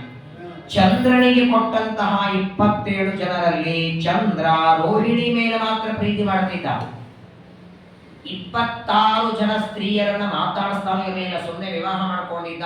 ವಾರಕ್ಕೆ ತಿಂಗಳಿಗೆ ಒಂದ್ಸಲ ಹೋಗಿ ಹೇಗಿದ್ದೀರಾ ಅಂತ ಮಾತಾಡ್ತಿದ್ದ. ಯಾವಾಗಲೂ ಓಡಾಡೋದು, ತಿರುಗಾಡೋದು ಎಲ್ಲವೂ ರೋಹಿಣಿ ಜೊತೆಗೆ ಮಾತ್ರ ಮಾಡಬೇಕು. ಉಳಿದ 26 ಜನ ಬಂದು ಪ್ರಾಚೇತಸ ದಕ್ಷ ತಂದೆಗೆ ಹೇಳ್ತಾರೆ, ಒಬ್ಬನಿಗೆ ಕೊಟ್ಟು ಮದುವೆ ಮಾಡಿದ್ವಿ, ನಮ್ಮ ಗಂಡ ನೋಡೋದೇ ಇಲ್ಲ ನಮ್ಮ ಕಡೆಗೆ, ಅದ್ಯಾಕೋ ಗೊತ್ತಿಲ್ಲ, ಅವಳೇ ಚಲುವಿದ್ದಾಳೇನೋ, ರೋಹಿಣಿ ಮೇಲೆ ಮಾತ್ರ ಪ್ರೀತಿ ಮಾಡ್ತಾನಂದಾಗ ಸಿಟ್ಟಿಗೆ ಬಂದು ಕೈಯಲ್ಲಿ ನೀರು ತಗೊಂಡು ಶಾಪ ಕೊಡ್ತಾನೆ, ನಿನಗೆ ರೋಗ ಬರಲಿ, ಅತ್ಯಂತ ಭಯಾನಕವಾದ ಏನು ತಿಂದ್ರೂ ಮೈ ಹತ್ತದೇ ಇರುವ ಕ್ಷಯರೋಗ ಬರಲಿ ಎಂದು ಶಾಪ ಕೊಡ್ತಾನೆ. ಶಾಪ ಕೊಟ್ಟ ಕ್ಷಣ ಚಂದ್ರ ಅಂತಾನೆ, ಶಾಪ ಏನು ಕೊಟ್ಟಿದ್ದೆ ನಾನು, ಕ್ಷಯರೋಗದಿಂದ ಸತ್ರೆ ಹಾನಿ ಯಾರಿಗೆ? ಅಂತೂ ನಿನಗೆ ಬರೋದಲ್ಲ, ಕೊನೆಗೆ ನಿನ್ನ ಹೆಣ್ಮಕ್ಳಿಗೆ ಹಾನಿ ಆಗೋದು, ಕೊನೆಗೆ ನಿನ್ನ ಹೆಣ್ಮಕ್ಳೇ ನಿನ್ನ ಮನೆಗೆ ಅಳ್ತಾ ಬರ್ತಾರೆ. ಆಗ ಪ್ರಾಚೇತ ದಕ್ಷ ಶಾಪವನ್ನು ಕೊಟ್ಟ. ಇಲ್ಲಿಯೂ ಹಾಗೇನೆ ಆ ಪ್ರಾಚೀನ ದಕ್ಷ ಶಾಪದಲ್ಲಿ ಸ್ವಲ್ಪ ಹೆಚ್ಚು ಮಾಡಿ 15 ದಿನ ವೃದ್ಧಿ, 15 ದಿನ ಕ್ಷಯ. ಹಾಗಾಗಿ ಶುಕ್ಲ ಪಕ್ಷದಲ್ಲಿ ವೃದ್ಧಿಯಾಗು, ಕೃಷ್ಣ ಪಕ್ಷದಲ್ಲಿ ನಿನಗೆ ಕ್ಷಯವಾಗಲಿ ಅಂತ ಪ್ರಾಚೇತ ದಕ್ಷ ಮುಂದೆ ಬಿಟ್ಟು ಬಿಡ್ತಾನೆ. ಆದರೆ ಈ ಪ್ರಾಚೇತಸ ದಕ್ಷನಿಗೆ 60 ಜನ ಹೆಣ್ಣು ಮಕ್ಕಳಲ್ಲಿ ಅವನ ಆಸೆ ಏನಿತ್ತು, ತಪಸ್ಸಿಗೆ ಹೋದಾಗ ಬೇಡಿದ್ದೆ ನಾವು, ಇಡೀ ಪ್ರಪಂಚ ತುಂಬುವಷ್ಟು ಮಕ್ಕಳನ್ನ ಬೇಡಿದ. 10,000 ಜನ, 1,000 ಜನ ಹೋದರು. ಕೊನೆಗೆ ಅವನ ಇಚ್ಛೆ ಪೂರ್ಣ ಆದದ್ದು ಕಶ್ಯಪರಿಗೆ ಕೊಟ್ಟ 17 ಜನರಿಂದ. ಕಶ್ಯಪರಿಗೆ ಕೊಟ್ಟಂತಹ 17 ಜನರಿಂದ ಪ್ರಾಚೇತಸ ದಕ್ಷನವ ಅವನ ಮನಸ್ಸಿನ ಅಪೇಕ್ಷೆ. ಯಾಕಂದ್ರೆ ಇವತ್ತು ಜಗತ್ತೊಳಗಿರುವ ಎಲ್ಲಾ ಸಂತಾನ, ದೇವತೆಗಳು, ದಾನವರು, ಯಕ್ಷರು, ಗಂಧರ್ವರು, ಕಿನ್ನರವರು, ಮನುಷ್ಯರು, ಪ್ರಾಣಿಗಳು, ಪಕ್ಷಿಗಳು, ಕ್ರಿಮಿ, ಕೀಟ, ಹುಳ, ಗಂಟಿ, ನರಿ, ನಾಯಿ, ಹಂದಿ, ಮನುಷ್ಯ, ಮೊಸಳೆ, ಮೀನು, ತಿಮಿಂಗಿಲ, ಇರುವೆ ಏನಿದೆ ಕಶ್ಯಪರ ಸಂತಾನ ಎಲ್ಲ ಬಂತು. ಹಾವನು ಬಂತು, ಹಾವಿನ ಗರುಡನು ಬಂತು. ಗರುಡನು ಕಶ್ಯಪರ ಮಗನೇ, ವಿನತಾದೇವಿಗೆ ಹುಟ್ಟಿದವ. ಗರುಡ, ಅರುಣ ಇಬ್ರು ಅಣ್ಣತಮ್ಮಂದರು. ಹಾಗಾಗೇನೆ ಗೋತ್ರ ಗೊತ್ತಿಲ್ಲ ಅಂದ್ರೆ ಕಶ್ಯಪ ಗೋತ್ರ. ಯಾಕಂದ್ರೆ ಯಾವುದೋ ಒಂದು ಮೂಲೆಯಲ್ಲಿ ಕಶ್ಯಪ ಸಂತಾನದಲ್ಲಿ ಬಂದಿರ್ತೀವಿ. ಕಶ್ಯಪರಿಗೆ ಕೊಟ್ಟವರು ಯಾರು ನೋಡಿ, ಅದಿತಿ, ದಿತಿ, ಧನು, ಕಾಷ್ಟ, ಅರಿಷ್ಟ, ಸುರಸ, ಇಲ, ಮುನಿ, ಕ್ರೋಧವಶ, ತಾಮ್ರ, ಸುರಭಿ, ಸರಮಾತಿಮಿ, ಈ ಎಲ್ಲ ವಿವಾಹ ಮಾಡಿಕೊಡ್ತಾನೆ ಅವರೆಲ್ಲರಲ್ಲಿ ಕಶ್ಯಪರು. ಹಾಗಾಗಿ ಈ ಕಶ್ಯಪರಿಗೆ ಮೂಲ ರೂಪದಲ್ಲಿ 13 ಜನ ಇದ್ದದ್ದರಿಂದ ಕಶ್ಯಪರು ವಸುದೇವನಾಗಿ ಭೂಮಿಗೆ ಬಂದಾಗಲೂ 13 ಜನ ಬಂದಿದ್ದರು. ಕಶ್ಯಪರು ವಸುದೇವನಾದಾಗಲೂ 13 ಜನ. ಕಥೆ ಬರೋದು ದೇವಕಿಯಲ್ಲಿ ಕೃಷ್ಣ ಹುಟ್ಟಿದ್ದು ಮಾತ್ರ. ಈ ಶ್ರೀಕಾಲ ವಾಸುದೇವ, ಪೌಂಡ್ರಕ ವಾಸುದೇವ ಯಾರು? ವಸುದೇವನ ಮಕ್ಕಳೇ. ಶ್ರೀಕೃಷ್ಣನಿಗೆ ಸಂಬಂಧದಲ್ಲಿ ಅಣ್ಣಂದ್ರಾಗಬೇಕು ಅವರಿಬ್ರು, ಆದ್ರೆ ಕೃಷ್ಣನಿಗೆ ಪರಮ ದ್ವೇಷಿಗಳು. ಹಾಗಾಗಿ ಕಶ್ಯಪರು ಎಲ್ಲ ಗೋತ್ರಗಳಿಗೆ ಪ್ರಧಾನರಾಗಿ ಮುಂದೆ ಕಶ್ಯಪರ ಸತ್ತಾರವನ್ನು ವಿವರಣೆ ಮಾಡ್ತಾರೆ. ಈ ಕಶ್ಯಪರಿಗೆ ಏನು 13 ಜನರನ್ನು ಕೊಟ್ಟಿದ್ದಾರೆ, ಆಮೇಲೆ 4 ಜನರನ್ನು ಕೊಟ್ಟರು. 13 ಜನರಲ್ಲಿ ಮೊದಲನೇ ಕಶ್ಯಪರ ಹೆಂಡತಿನೇ ಅದಿತಿ. ಅದಿತಿಯಲ್ಲಿ ಹುಟ್ಟಿದ್ದರಿಂದ ದೇವತೆಗಳನ್ನ ಆದಿತ್ಯರು ಅಂತ ಕರೀತಾರೆ. 12 ಜನ ಇದ್ದಾರೆ ಅವರು, ದ್ವಾದಶಾದಿತ್ಯರು. ನಾವೇನು ನಮ್ಮ ಪಿತೃಗಳಿಗೆ ಶ್ರಾದ್ದ ಮಾಡುವಾಗ ವಸು ರುದ್ರ ಆದಿತ್ಯ ಅಂತರ್ಗತ ಅಂತೀವಲ್ಲ, ವಸು ದೇವತೆಗಳು 8 ಜನ, ರುದ್ರ ದೇವತೆಗಳು ಏಕಾದಶ 11 ಜನ, ದ್ವಾದಶಾದಿತ್ಯ. ಯಾರು 12 ಜನ? ಮೊದಲನೆಯವನು ವಿನಸ್ವಾನ್, ಎರಡನೆಯವನು ಅರ್ಯಮ, ಮೂರನೆಯವನು ಪೂಷ, ನಾಲ್ಕನೆಯವನು ತೊಟ್ಟ, 5ನೆಯವನು ಸವಿತಾ, 6ನೆಯವನು ಭಗ, 7ನೆಯವನು ಧಾತ, 8ನೆಯವನು ವಿಧಾತ, 9ನೆಯವನು ವರುಣ, 10ನೆಯವನು ಮಿತ್ರ, 11ನೆಯವನು ಶಕ್ರ, 12ನೆಯವನು ಗುರುಕ್ರಮ. ಕ್ರಮವಾಗಿ ಮಕ್ಕಳು ಹುಟ್ಟುತ್ತಾರೆ. ಇದರಲ್ಲಿ 4ನೆಯವನಿದ್ದಾನೆ, 3ನೆಯವನು ಪೂಷ. ವಿವಸ್ವಾನ್ ಮೊದಲನೆಯವ, ಅವನ ಮಗನೇ ಈಗ ಸದ್ಯದಲ್ಲಿ ಆಳುವ ವೈವಸ್ವತ ಮನ್ವಂತರದ ಅಧಿಪತಿ. ವಿವಸ್ವಾನ್ ಅರ್ಯಮಾನ ಮೇಲೆ ಪೂಷ. ಈ ಪೂಷ ಅನ್ನೋ 3ನೇ ಸೂರ್ಯ, ಇವನು ರುದ್ರದೇವರನ್ನ ದಕ್ಷ ಪ್ರಜಾಪತಿ ಬೈಯುವಾಗ ಹಿ ಹಿ ಹಿ ಹಿ ಅಂತ ನಗದಿದ್ದ. ಆಗ ಅವನ ಹಲ್ಲುಗಳನ್ನೇ ಮುರಿದಿದ್ದ. ಯಾರು? ವೀರಭದ್ರ. ಅವತ್ತಿನಿಂದ ಊಟ ಏನೊಂದು ಚಪಾತಿ ತಿಂತಿರಲಿಲ್ಲ. ಚಪಾತಿ ಹಿಟ್ಟನ್ನ ನೀರಲ್ಲಿ ಕುಡಿ ಆಗ ಹಲ್ಲೇ ಇಲ್ಲಲ್ಲ, ಆಗದ ತಿನ್ನೋದಕ್ಕೆ ಹಲ್ಲಿರಲಿಲ್ಲ ಆ ಪೂಷ ಅನ್ನೋನಿಗೆ. 4ನೆಯವನೇ ತ್ವಷ್ಟ. ಅದಿತಿ ದೇವಿಯಲ್ಲಿ ಹುಟ್ಟಿದ 4ನೇ ಮಗ ತ್ವಷ್ಟ. ಈ ತ್ವಷ್ಟ ದೇವತೆಗೆ ಒಬ್ಬ ಮಗ ಇದ್ದಾರೆ, ಅವರೇ ವಿಶ್ವರೂಪಾಚಾರ್ಯ. ಅದಿತಿ ದೇವಿಯಲ್ಲಿ ಹುಟ್ಟಿದ 12 ಜನರಲ್ಲಿ 4ನೆಯವನು ತ್ವಷ್ಟ ದೇವತೆಯ ಮಗ ವಿಶ್ವರೂಪಾಚಾರ್ಯ. ಈ ವಿಶ್ವರೂಪಾಚಾರ್ಯರು ಎಲ್ಲ ದೇವತೆಗಳಿಗೆ ನಾರಾಯಣ ವರ್ಮದ ವಿದ್ಯೆಯನ್ನು ಉಪದೇಶ ಮಾಡ್ತಾರೆ. ನಾರಾಯಣ ವರ್ಮದ ವಿದ್ಯೆಯಿಂದ ದೇವತೆಗಳು ತಾವು ಕಳ್ಕೊಂಡ ಸಂಪತ್ತನ್ನ ಮರಳಿ ಪಡೆದರು ಅಂತ ಶುಕಾಚಾರ್ಯರಂದ್ರೆ ಪರೀಕ್ಷಿತರಂತಾರೆ. ಸ್ವಾಮಿ, ದೇವತೆಗಳಿಗೆ ಬೃಹಸ್ಪತಿಗಳು ಗುರುಗಳಾಗಿದ್ದಾಗ ತಮ್ಮ ಗುರುಗಳನ್ನ ಬಿಟ್ಟು ವಿಶ್ವರೂಪನನ್ನ ಗುರುಗಳಾಗಿ ಯಾಕೆ ಮಾಡಿಕೊಂಡ್ರು? ಗುರುಗಳನ್ನ ಚೇಂಜ್ ಮಾಡೋ ಹಾಗಿಲ್ಲ. ಗುರುಗಳಂತ ಒಬ್ಬರೇ. ನೀವು ಪ್ರವಚನ 10 ಆಚಾರಗಳ 100 ಆಚಾರಗಳಿಂದ ಕೇಳಿ, ಆದರೆ ಸುಖ ದುಃಖಗಳು ಅಥವಾ ವೈಯಕ್ತಿಕ ಒಬ್ಬರ ಹತ್ರ ಹೇಳ್ಕೋಬೇಕು, ಎಲ್ಲರ ಹತ್ರ ಹೇಳಬಾರ್ದು. ಗುರು ಅಂತ ಒಬ್ಬರನ್ನ ಮಾಡಬೇಕು. ದೇವತೆಗಳಿಗೆ ಬೃಹಸ್ಪತಿಗಳು ಅಂತ ಗುರುಗಳಾಗಿದ್ದಾಗ ಆ ಗುರುಗಳನ್ನ ಬಿಟ್ಟು ವಿಶ್ವರೂಪಾಚಾರ್ಯರನ್ನ, ಅದು ಯೋಗ್ಯತೆಯಲ್ಲಿ ತಮಗಿಂತ ಸಣ್ಣವರು, ಅಂಥವರನ್ನ ಗುರುಗಳ ಮಾಡಿಕೊಳ್ಳುವ ಪ್ರಸಂಗ ದೇವತೆಗಳಿಗೆ ಯಾಕೆ ಬಂತು ಅಂತ ಪರೀಕ್ಷಿತರು ಕೇಳ್ತಾರೆ. ಶುಕಾಚಾರ್ಯರಂತಾರೆ, ಘಡಾಕಡೆ ಲಕ್ಷ ಕೊಡು ಪರೀಕ್ಷಿತ. ಶುಕಾಚಾರ್ಯನ ಪರವಾಗಿಲ್ಲ ಸ್ವಾಮಿ, 8 ಗಂಟೆವರೆಗೆ ಮಾಡಿ,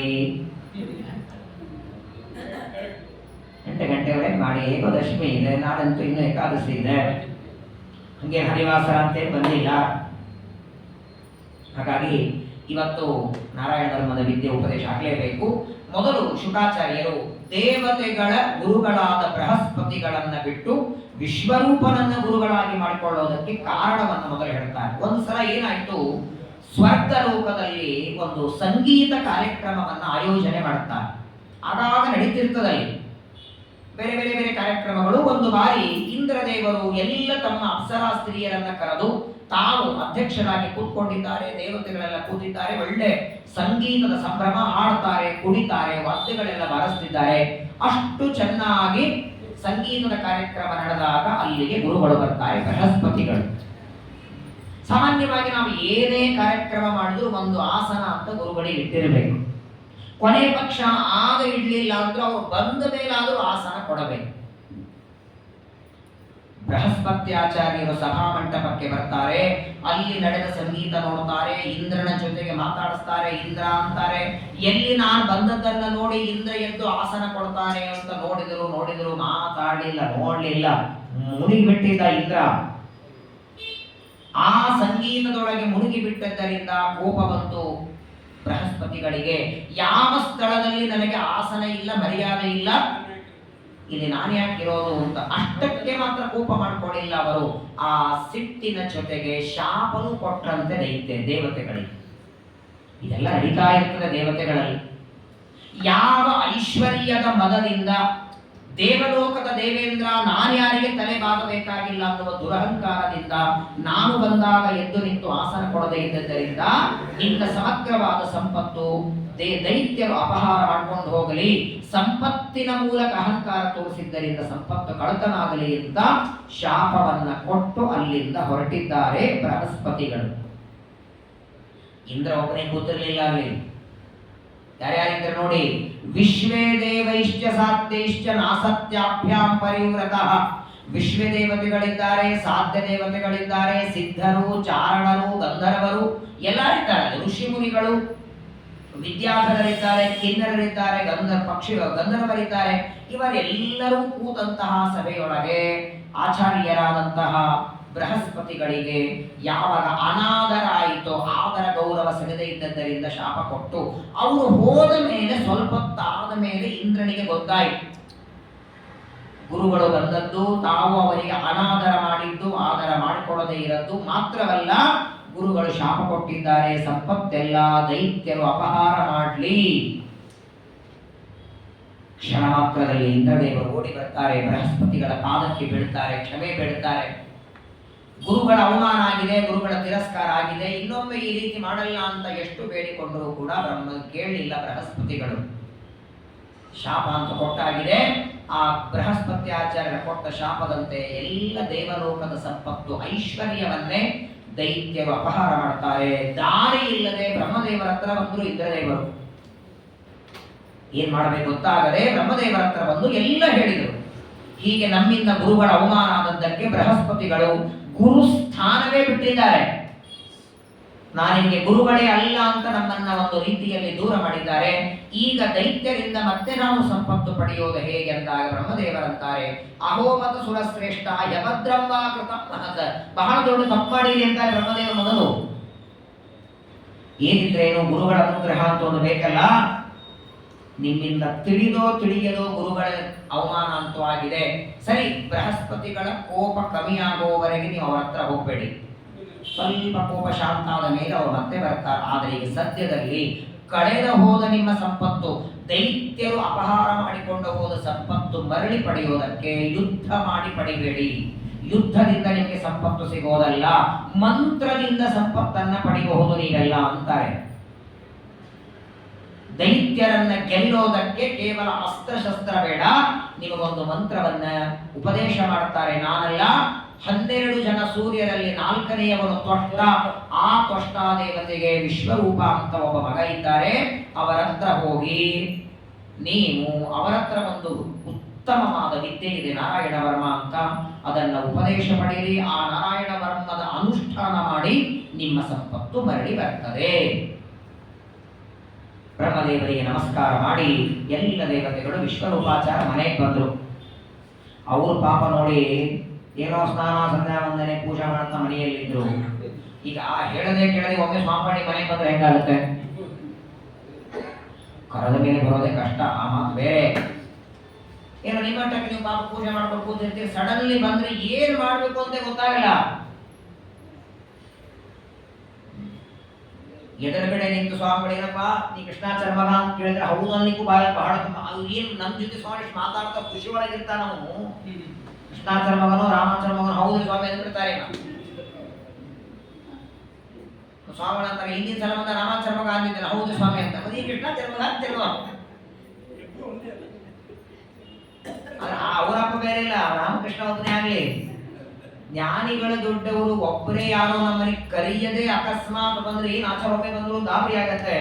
ಒಬ್ಬರಲ್ಲ ಇಬ್ಬರಲ್ಲ, ಇಂದ್ರಾದಿ ಎಲ್ಲಾ ದೇವತೆಗಳು ವಿಶ್ವರೂಪಾಚಾರ ಮನೆಗೆ ಥಟ್ಟನೆ ಎದ್ದಿದ್ದಾರೆ. ಆಸನದಿಂದ ವಿಶ್ವರೂಪಾಚಾರ್ಯರು ಎಂದು ದೇವತೆಗಳಿಗೆಲ್ಲ ಸ್ವಾಗತ ಮಾಡ್ತಾರೆ. ಅತಿಥಿಗಳು ಮೊದಲನೇದಾಗಿ ಸ್ವರ್ಗ ಲೋಕದಲ್ಲಿ ಆಳುವ ದೇವತೆಗಳು ಒಬ್ಬ ಬ್ರಾಹ್ಮಣನ ಮನೆಗೆ ಬರೋದಂದ್ರೆ ಬನ್ನಿ ಬನ್ನಿ ಎಂದು ಸ್ವಾಗತ ಮಾಡ್ತಾರೆ. ಎಲ್ಲರನ್ನ ಕೂಡಿಸಿ ನನ್ನಿಂದ ಏನ್ ಸೇವೆ ಆಗಬೇಕು ಅಂದಾಗ ಆಗ ಇಂದ್ರದೇವರು ಹೇಳ್ತಾರೆ, ಹೀಗೆ ಗುರುಗಳಾದ ಬೃಹಸ್ಪತಿಗಳ ಅವಮಾನವಾದದ್ದಕ್ಕೆ ಶಾಪ ಕೊಟ್ಟದ್ದರಿಂದ ನಮ್ಮ ಸಂಪತ್ತೆಲ್ಲ ದೈತ್ಯರ ಅಪಹಾರ ಮಾಡಿದ್ದಾರೆ.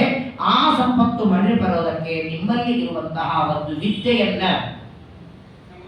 ಉಪದೇಶ ಮಾಡಬೇಕು ಅಂದಾಕ್ಷಣ ವಿಶ್ವರೂಪಾಚಾರ್ಯರಂತಾರೆ, ವಯಂತೆ ಅತಿಥಯ ಪ್ರಾಪ್ತಾಹ ಆಶ್ರಮಂ ಭದ್ರಮಸ್ತುವೆ.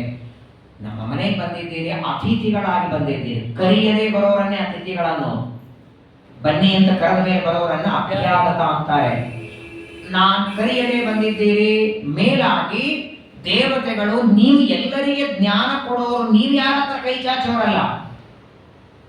ಆದರೆ ನಿಮಗೆ ನಾನು ನಾರಾಯಣ ಬ್ರಹ್ಮದ ವಿದ್ಯೆ ಉಪದೇಶ ಮಾಡುವಷ್ಟು ಯೋಗ್ಯ ವ್ಯಕ್ತಿಯಲ್ಲ. ನಿಮಗೆ ಗುರುಸ್ಥಾನ ಇದ್ದದ್ದು ಬೃಹಸ್ಪತಿಗಳಿಗೆ. ನಾನು ಬಹಳ ಸಣ್ಣವರು ಯೋಗ್ಯತೆಯಲ್ಲಿ, ನಾನೇ ನಿಮಗೆ ಗುರುವಾಗೋದು. ನಾನು ಗುರುವಾಗಿ ನಿಮಗೆ ವಿದ್ಯೆಯನ್ನು ಉಪದೇಶ ಮಾಡಲಿಕ್ಕೆ ಹೆಂಗೆ ಸಾಧ್ಯವಾಗುತ್ತೆ? ಯಾಕಂದ್ರೆ ಆಚಾರ್ಯೋ ಬ್ರಹ್ಮಣೋ ಮೂರ್ತಿ ಪಿತಾಮೂರ್ತಿ ಪ್ರಜಾಪತೆ ಭ್ರಾತಾ ಮರುತ್ಪತೆ ಮೂರ್ತಿ ಮಾತಾ ಸಾಕ್ಷಾತ್ ಶ್ರೇಷ್ಠನು. ದೇವತೆಗಳಂತಾರೆ ಕೆಲವು ಬಾರಿ ಎಲ್ಲರೂ ಗುರುಗಳಾಗ್ತಾರೆ. ಈ ನಮ್ಮಲ್ಲಿ ಲೌಕಿಕವಾದ ಒಂದು ರೂಢಿಯಲ್ಲಿ ಮಾತಿದೆಯಲ್ಲ, ಮೊದಲನೇ ಗುರು ಅಲ್ಲ, ತಾಯಿನೇ ಮೊದಲನೇ ಗುರು. ಅವ್ರು ಏನು ಪಾಠ ಹೇಳ್ತಾರೆ, ಎಷ್ಟು ಹೇಳ್ತಾರೆ, ತಾಯಿಗೆ ಮನೆಯಾಗ ಕಲಿಸ್ಬೇಕಾದ್ರೆ ಸ್ಕೂಲಿಗೆ ಯಾಕೆ ಹಾಕ್ತೀರ ಅಂತ ಕೇಳಬಾರದು. ಮೊದಲನೇ ಗುರು ಅಂದ್ರೆ ಮೊದಲಿಗೆ ಮಗನಿಗೆ ಎಲ್ಲಾ ಶಿಕ್ಷಣೆ ಕೊಡುವ ಗುರು. ಹಂಗೆ ಒಬ್ಬೊಬ್ಬರು ಒಂದೊಂದು ಕಾಲದಲ್ಲಿ ಗುರು ಆಗ್ತಾರೆ. ಉಪನಯನ ಮಾಡಿದ ಮೇಲೆ ವೇದ ಮಂತ್ರವನ್ನ ಪಠನ ಹೇಳಿಕೊಟ್ಟವರನ್ನು ಗುರುಗಳು. ಸಂಧ್ಯಾ ವಂದನೆಯನ್ನು ಅಷ್ಟೇ ಯಾಕೆ, ಎಲ್ಲೋ ಮಠದಲ್ಲಿ ಊಟಕ್ಕೆ ಕೂತಿದ್ರೆ ನೋಡಪ್ಪ ಚಿತ್ರಾವತಿಯನ್ನ ಹೀಗಿಡಬೇಕು, ಪರಿಶೇಷಣೆ ಹೀಗ್ ಮಾಡಬೇಕು ಅಂತ ಪಕ್ಕದಲ್ಲಿ ಕೂತ ಆಚಾರ ಹೇಳಿದ್ರೆ ಅವರು ಗುರುಗಳೇ. ತಂದೆಯಂತೂ ಮೊದಲ ಗುರು. ಚಿತ್ರಾವತಿಯನ್ನ ಇಡೋದು ಹೇಳಿದ್ರು. ಹಾಗಾಗಿ ಒಂದು ಮಾತು ಒಳ್ಳೆಯದನ್ನು ಉಪದೇಶ ಮಾಡಿದ್ರು ಗುರುಗಳು ಅಂತ ಆಗ್ತಾರೆ. ಈಗ ನಾವು ಸಂಕಟದಲ್ಲಿದ್ದೇವೆ, ನೀವು ನಮಗೆ ಗುರುಗಳಾಗಿ ಉಪದೇಶ ಮಾಡಬೇಕು ಅಂದಾಕ್ಷಣ ಕೊನೆಗೆ ಏನಾದ್ರೂ ವಿಶ್ವರೂಪರು ಒಪ್ಕೊಳ್ಳಿಲ್ಲ. ಅವ್ರಿಗೆ ಒಂದೇ ಸಮಸ್ಯೆ ಅಂದ್ರೆ, ದೇವತಾ ಸ್ಥಾನದಲ್ಲಿದ್ದವರು ನೀವು ನನಗೆ ಶಿಷ್ಯರಾಗಿ ಬಂದ್ರೆ ಹೆಂಗಪ್ಪ ನಿಮ್ಗೆ ಉಪದೇಶ ಮಾಡೋದು? ಕೊನೆಗೆ ದೇವತೆಗಳಿಂದ ದೇವರಂದ್ರು, ನೀವು ನಮಗೆ ಗುರುವಾಗೋದು ನಮ್ಮ ಅಭಿಪ್ರಾಯವಲ್ಲ, ಬ್ರಹ್ಮದೇವರ ಆಜ್ಞೆ ಇದೆ ಅಂತ. ನಿಮ್ಮನ್ನ ಗುರುಗಳಾಗಿ ಮಾಡ್ಕೊಳ್ಳೋದಕ್ಕೆ ನಾವು ನಮ್ಮ ತಲೆ ಓಡಿಸಿ ಬಂದಿಲ್ಲ. ಬ್ರಹ್ಮದೇವರು ನಿಮ್ಮನ್ನು ಗುರುಗಳಾಗಿ ಮಾಡ್ಕೊಂಡು ಅಂತಿದ್ದಾರೆ. ಬ್ರಹ್ಮದೇವರಂತ ನೀವು ಮಾತಾಡೋ ಹಾಗೆ ಇಲ್ಲ. ಆಗಲಿ ಅಂತ ವಿಶ್ವರೂಪಾಚಾರ್ಯರು ಎಲ್ಲ ದೇವತೆಗಳನ್ನು ಕೂಡಿಸಿಕೊಂಡು ಉಪದೇಶವನ್ನ ಮಾಡ್ತಾರೆ. ಅದೇ ನಾರಾಯಣ ಬ್ರಹ್ಮದ ಶ್ರೀಮದ್ ಭಾಗವತದ 6ನೇ ಸ್ಕಂದದಲ್ಲಿ ಬರುವ 8ನೇ ಅಧ್ಯಾಯ. ರಾಜೋವಾಚ ಯಯಾ ಗುಪ್ತ ಸಹಸ್ರಾಕ್ಷಃ ಸಮಾಹಾನ್ ರಿಪುಸೈನಿಕಾನ್ ಕ್ರೀಡನ್ನಿವ ವಿನಿರ್ಜಿತ್ಯ ತ್ರೈಲೋಕ್ಯಾಭೂಜೇ ಶ್ರಿಯಂ ಭಗವಂ ಸ್ತನ್ಮಮಾಖ್ಯಾಹಿ ವರ್ಮ ನಾರಾಯಣಾತ್ಮಕಂ ಯಥಾ ತಥಾಯಿನ ಶತ್ರೂನ್ ಯೇನ ಗುಪ್ತೋ ಜಯನ್ ವೃಧೇ. 2 ಶ್ಲೋಕದಲ್ಲಿ ಪರೀಕ್ಷಿತರು ಪ್ರಶ್ನೆ ಮಾಡ್ತಾರೆ. ನಾರಾಯಣ ವರ್ಮವನ್ನ ಯಾವ ಕ್ರಮದಲ್ಲಿ ವಿಶ್ವರೂಪಾಚಾರ್ಯರು ಉಪದೇಶ ಮಾಡಿದರು, ಆ ನಾರಾಯಣ ವರ್ಮದ ವಿದ್ಯೆಯಿಂದ ಏನು ಸಂಪತ್ತನ್ನ ದೇವತೆಗಳು ಪಡೆದರು, ಅದನ್ನು ನನಗೋಸ್ಕರ ಹೇಳಬೇಕು ಅಂತ ಪರೀಕ್ಷಿತರು ಶುಕಾಚಾರ್ಯರಿಗೆ ಪ್ರಶ್ನೆ ಮಾಡ್ತಾರೆ. ಶುಕಾಚಾರ್ಯರು ಆ ನಾರಾಯಣ ವರ್ಮ ಶುರು ಮಾಡ್ತಾರೆ. ಆಕ್ಚುಲಿ ನಾರಾಯಣ ವರ್ಮ ಶಬ್ದಕ್ಕೆ ಸಂಸ್ಕೃತದಲ್ಲಿ ಕವಚ. ಕವಚ ಅಂದ್ರೆ ಯುದ್ಧಕ್ಕೆ ಹೋಗುವಾಗ ಹಾಕೊಳ್ತಾರಲ್ಲ, ಶತ್ರುಗಳು ಬಾಣ ಬಿಟ್ಟರು ತಾಕದೇ ಇರೋ ಹಾಗಿರೋದೇ ಕವಚ. ಹಂಗೆ ಒಂದೊಂದು ಆಪತ್ತಿನಲ್ಲಿ ದೇವರು ನಮ್ಮನ್ನ ರಕ್ಷಣೆ ಮಾಡಲಿ ಅಂತ ಪ್ರಾರ್ಥನೆ ಮಾಡುತ್ತಾರೆ, ಅದೇ ಕವಚ. ದೇವರ ರಕ್ಷಾ ಕವಚ ಅಂತಾರಲ್ಲ.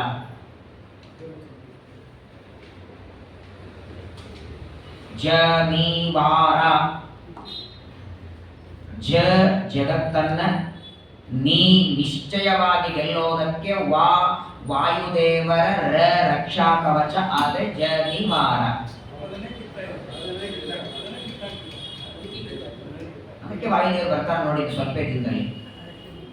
ಪ್ರಾಯ ಇಡೀ ಜಗತ್ತೊಳಗೆ 24x7 ನಮ್ಮ ಸುತ್ತಲೂ ರಕ್ಷಣೆ ಮಾಡೋದು. ಹಾಗಾಗಿ ಇದನ್ನು ಹಾಕೊಳ್ಳುವಾಗ ಋಗ್ವೇದಂ ಪ್ರಥಮ ದೋರಕೇನ್ಯ ಸಾಮಿ, ಯಜುರ್ವೇದಂ ದ್ವಿತೀಯ ದೋರಕೇನ್ಯ ಸಾಮಿ, ಸಾಮವೇದಂ ತೃತೀಯ ದೋರಕೇನ್ಯ ಸಾಮಿ, ಅಥರ್ವಣವೇದಂ ಗ್ರಂಥೌನ್ಯ ಸಾಮಿ ಬರೆದಾರಲ್ಲ. ಇದು ಕೌಮಾನಾದದ್ದಕ್ಕೆ ಇಷ್ಟೆಲ್ಲ ಪೀಠಾಧಿಪತಿಗಳು ಎಲ್ಲ ಇವತ್ತು ಎಲ್ಲಾ ಪೀಠಾಧಿಪತಿಗಳು ಆಕ್ರೋಶ ವ್ಯಕ್ತ ಮಾಡುತ್ತಿದ್ದ ಕಾರಣನೇ ಇದು. ಹಾಗಾಗಿ ಬಹಳ ಮಹತ್ವದ ಮಾತು. ಯಾವುದೇ ಒಂದು ಮಂತ್ರ ಹೇಳೋದು ಬೇರೆ, ಸ್ತೋತ್ರ ಹೇಳೋದು ಬೇರೆ. ಸ್ತೋತ್ರ ಪಠನ ಮಾಡಲಿಕ್ಕೆ ಕೈಕಾಲು ತಳ್ಕೊಂಡು ವಿಶ್ವಾಮಿತ್ರ ವಷಟ್ಕಾರೋ ನಡೀತದೆ. ಮಂತ್ರ ಅಂತ ಹೇಳಬೇಕಾದ್ರೆ ಮೊದಲು ಅಂಗನ್ಯಾಸ, ಕರನ್ಯಾಸ, ಋಷಿ, ಛಂದಸ್ಸು, ದೇವತಾ. ಇಷ್ಟನ್ನ ಹೇಳೇನೆ ಮಂತ್ರ ಶುರು ಮಾಡಬೇಕಂತ ಶ್ರೀಮದಾಚಾರ್ಯರು ಋಗ್ಭಾಷ್ಯದಲ್ಲಿ ಹೇಳ್ತಾರೆ. ಋಗ್ವೇದಕ್ಕೆ ಮಂತ್ರಗಳನ್ನು ಬರೆಯುವಾಗ ಛಂದಸ್ಸು ಯಾಕರ್ಬೇಕು? ಋಷಿ ಛಂದಸ್ಸು ದೇವತಾ ಪಠನ ಮಾಡದೆ ಮಂತ್ರ ಅಂದ್ರೆ ಜನ್ಮಾಂತರದಲ್ಲಿ ಪಿಶಾಚಿ ಆಗ್ತಾರೆ. ಹಾಗಾಗಿ ಮೊದಲು ಅದನ್ನು ಹೇಳ್ತಾರೆ. ವ್ರತ ಪುರೋಹಿತಸ್ತ್ವಾಷ್ಟೋ ಮಹೇಂದ್ರಾಯಾನುಪೃಚ್ಛದೆ ನಾರಾಯಣ ಕೆಂವರಮಾಹ ತದಹೈಕ ಮನಾಶೃಣು. ವಿಶ್ವರೂಪಾಚಾರ್ಯ ಶುಕಾಚಾರ್ಯರಂದ್ರೆ ಹೆಂಗಪ್ಪ? ಧೌತಾಂಗ್ರಿಪಾಣಿ ರಾಚಮ್ಯ ಸಪವಿತ್ರ ಉದನ್ಮುಖಃ ಕೃತಸ್ವಾಂಗಕರನ್ಯಾಸಃ ಮಂತ್ರಾಭ್ಯಾಂ ವಾಗ್ಯತಃ ಶುಚಿ. ಮೊದಲು ಕೈಕಾಲು ತೊಳ್ಕೋಬೇಕಂತೆ. ಶುದ್ಧವಾಗಿ ಕೈಕಾಲು ತೊಳ್ಕೊಂಡು ಉತ್ತಮವಾದ ವಸ್ತ್ರವನ್ನು ಉಟ್ಕೊಂಡು ಪೂರ್ವಕ್ಕೆ ಅಥವಾ ಉತ್ತರಕ್ಕೆ ಮುಖವಾಗಿ ಮಾಡಿಕೊಂಡು ಆಚಮನ ಮಾಡಬೇಕು.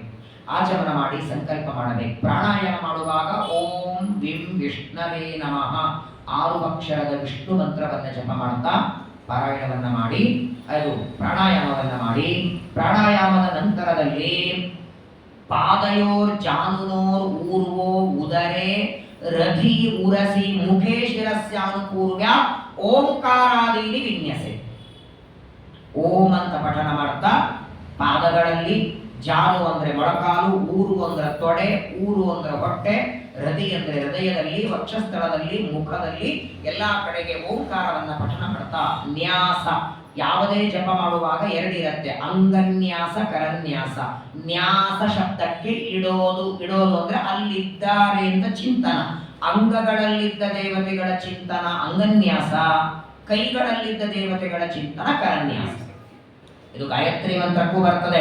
ತತ್ಸವಿತೋ ಅಂಗುಷ್ಟಕಾಭ್ಯಾಂ ನಮಃ ವರೆಣ್ಯಂ ತರ್ಜನೀಭ್ಯಾಂ ನಮಃ ಭರ್ಗೋ ದೇವಸ್ಯ ಮಧ್ಯಮಾಭ್ಯಾಂ ನಮಃ ಧೀಮಹಿ ಅನಾಮಿಕಾಭ್ಯಾಂ ನಮಃ ಧಿಯೋ ಯೋ ನ ಕನಿಷ್ಠಕಾಭ್ಯಾಂ ನಮಃ ಪ್ರಚೋದಯಾತ್ ಕರತಲ ಕರಪುಷ್ಟಕಾಭ್ಯಾಂ ನಮಃ ತತ್ಸವಿತೋ ಹೃದಯಾಯ ನಮಃ ವರೆಣ್ಯಂ ಶ್ರೀಶೇ ಸ್ವಾಹಾ ಭರ್ಗೋ ದೇವಶಿಖಾಯ ಷಟ್ ಧೀಮಹಿ ಕೌಚಾಯೋಂ ಧಿಯೋ ರಣೇತ್ರಾಭ್ಯಾಂ ಸ್ಫಟಾಸ್ತ್ರಾಯ. ಇದೆ ಅಂಗನ್ಯಾಸ ಕರನ್ಯಾಸ. ಅಲ್ಲಿ ಗಾಯತ್ರಿ ಮಂತ್ರ ಜಪ ಮಾಡುವಾಗ ಗಾಯತ್ರಿ ಮಂತ್ರದಿಂದಲೇ ಅಂಗನ್ಯಾಸ ಕರನ್ಯಾಸ.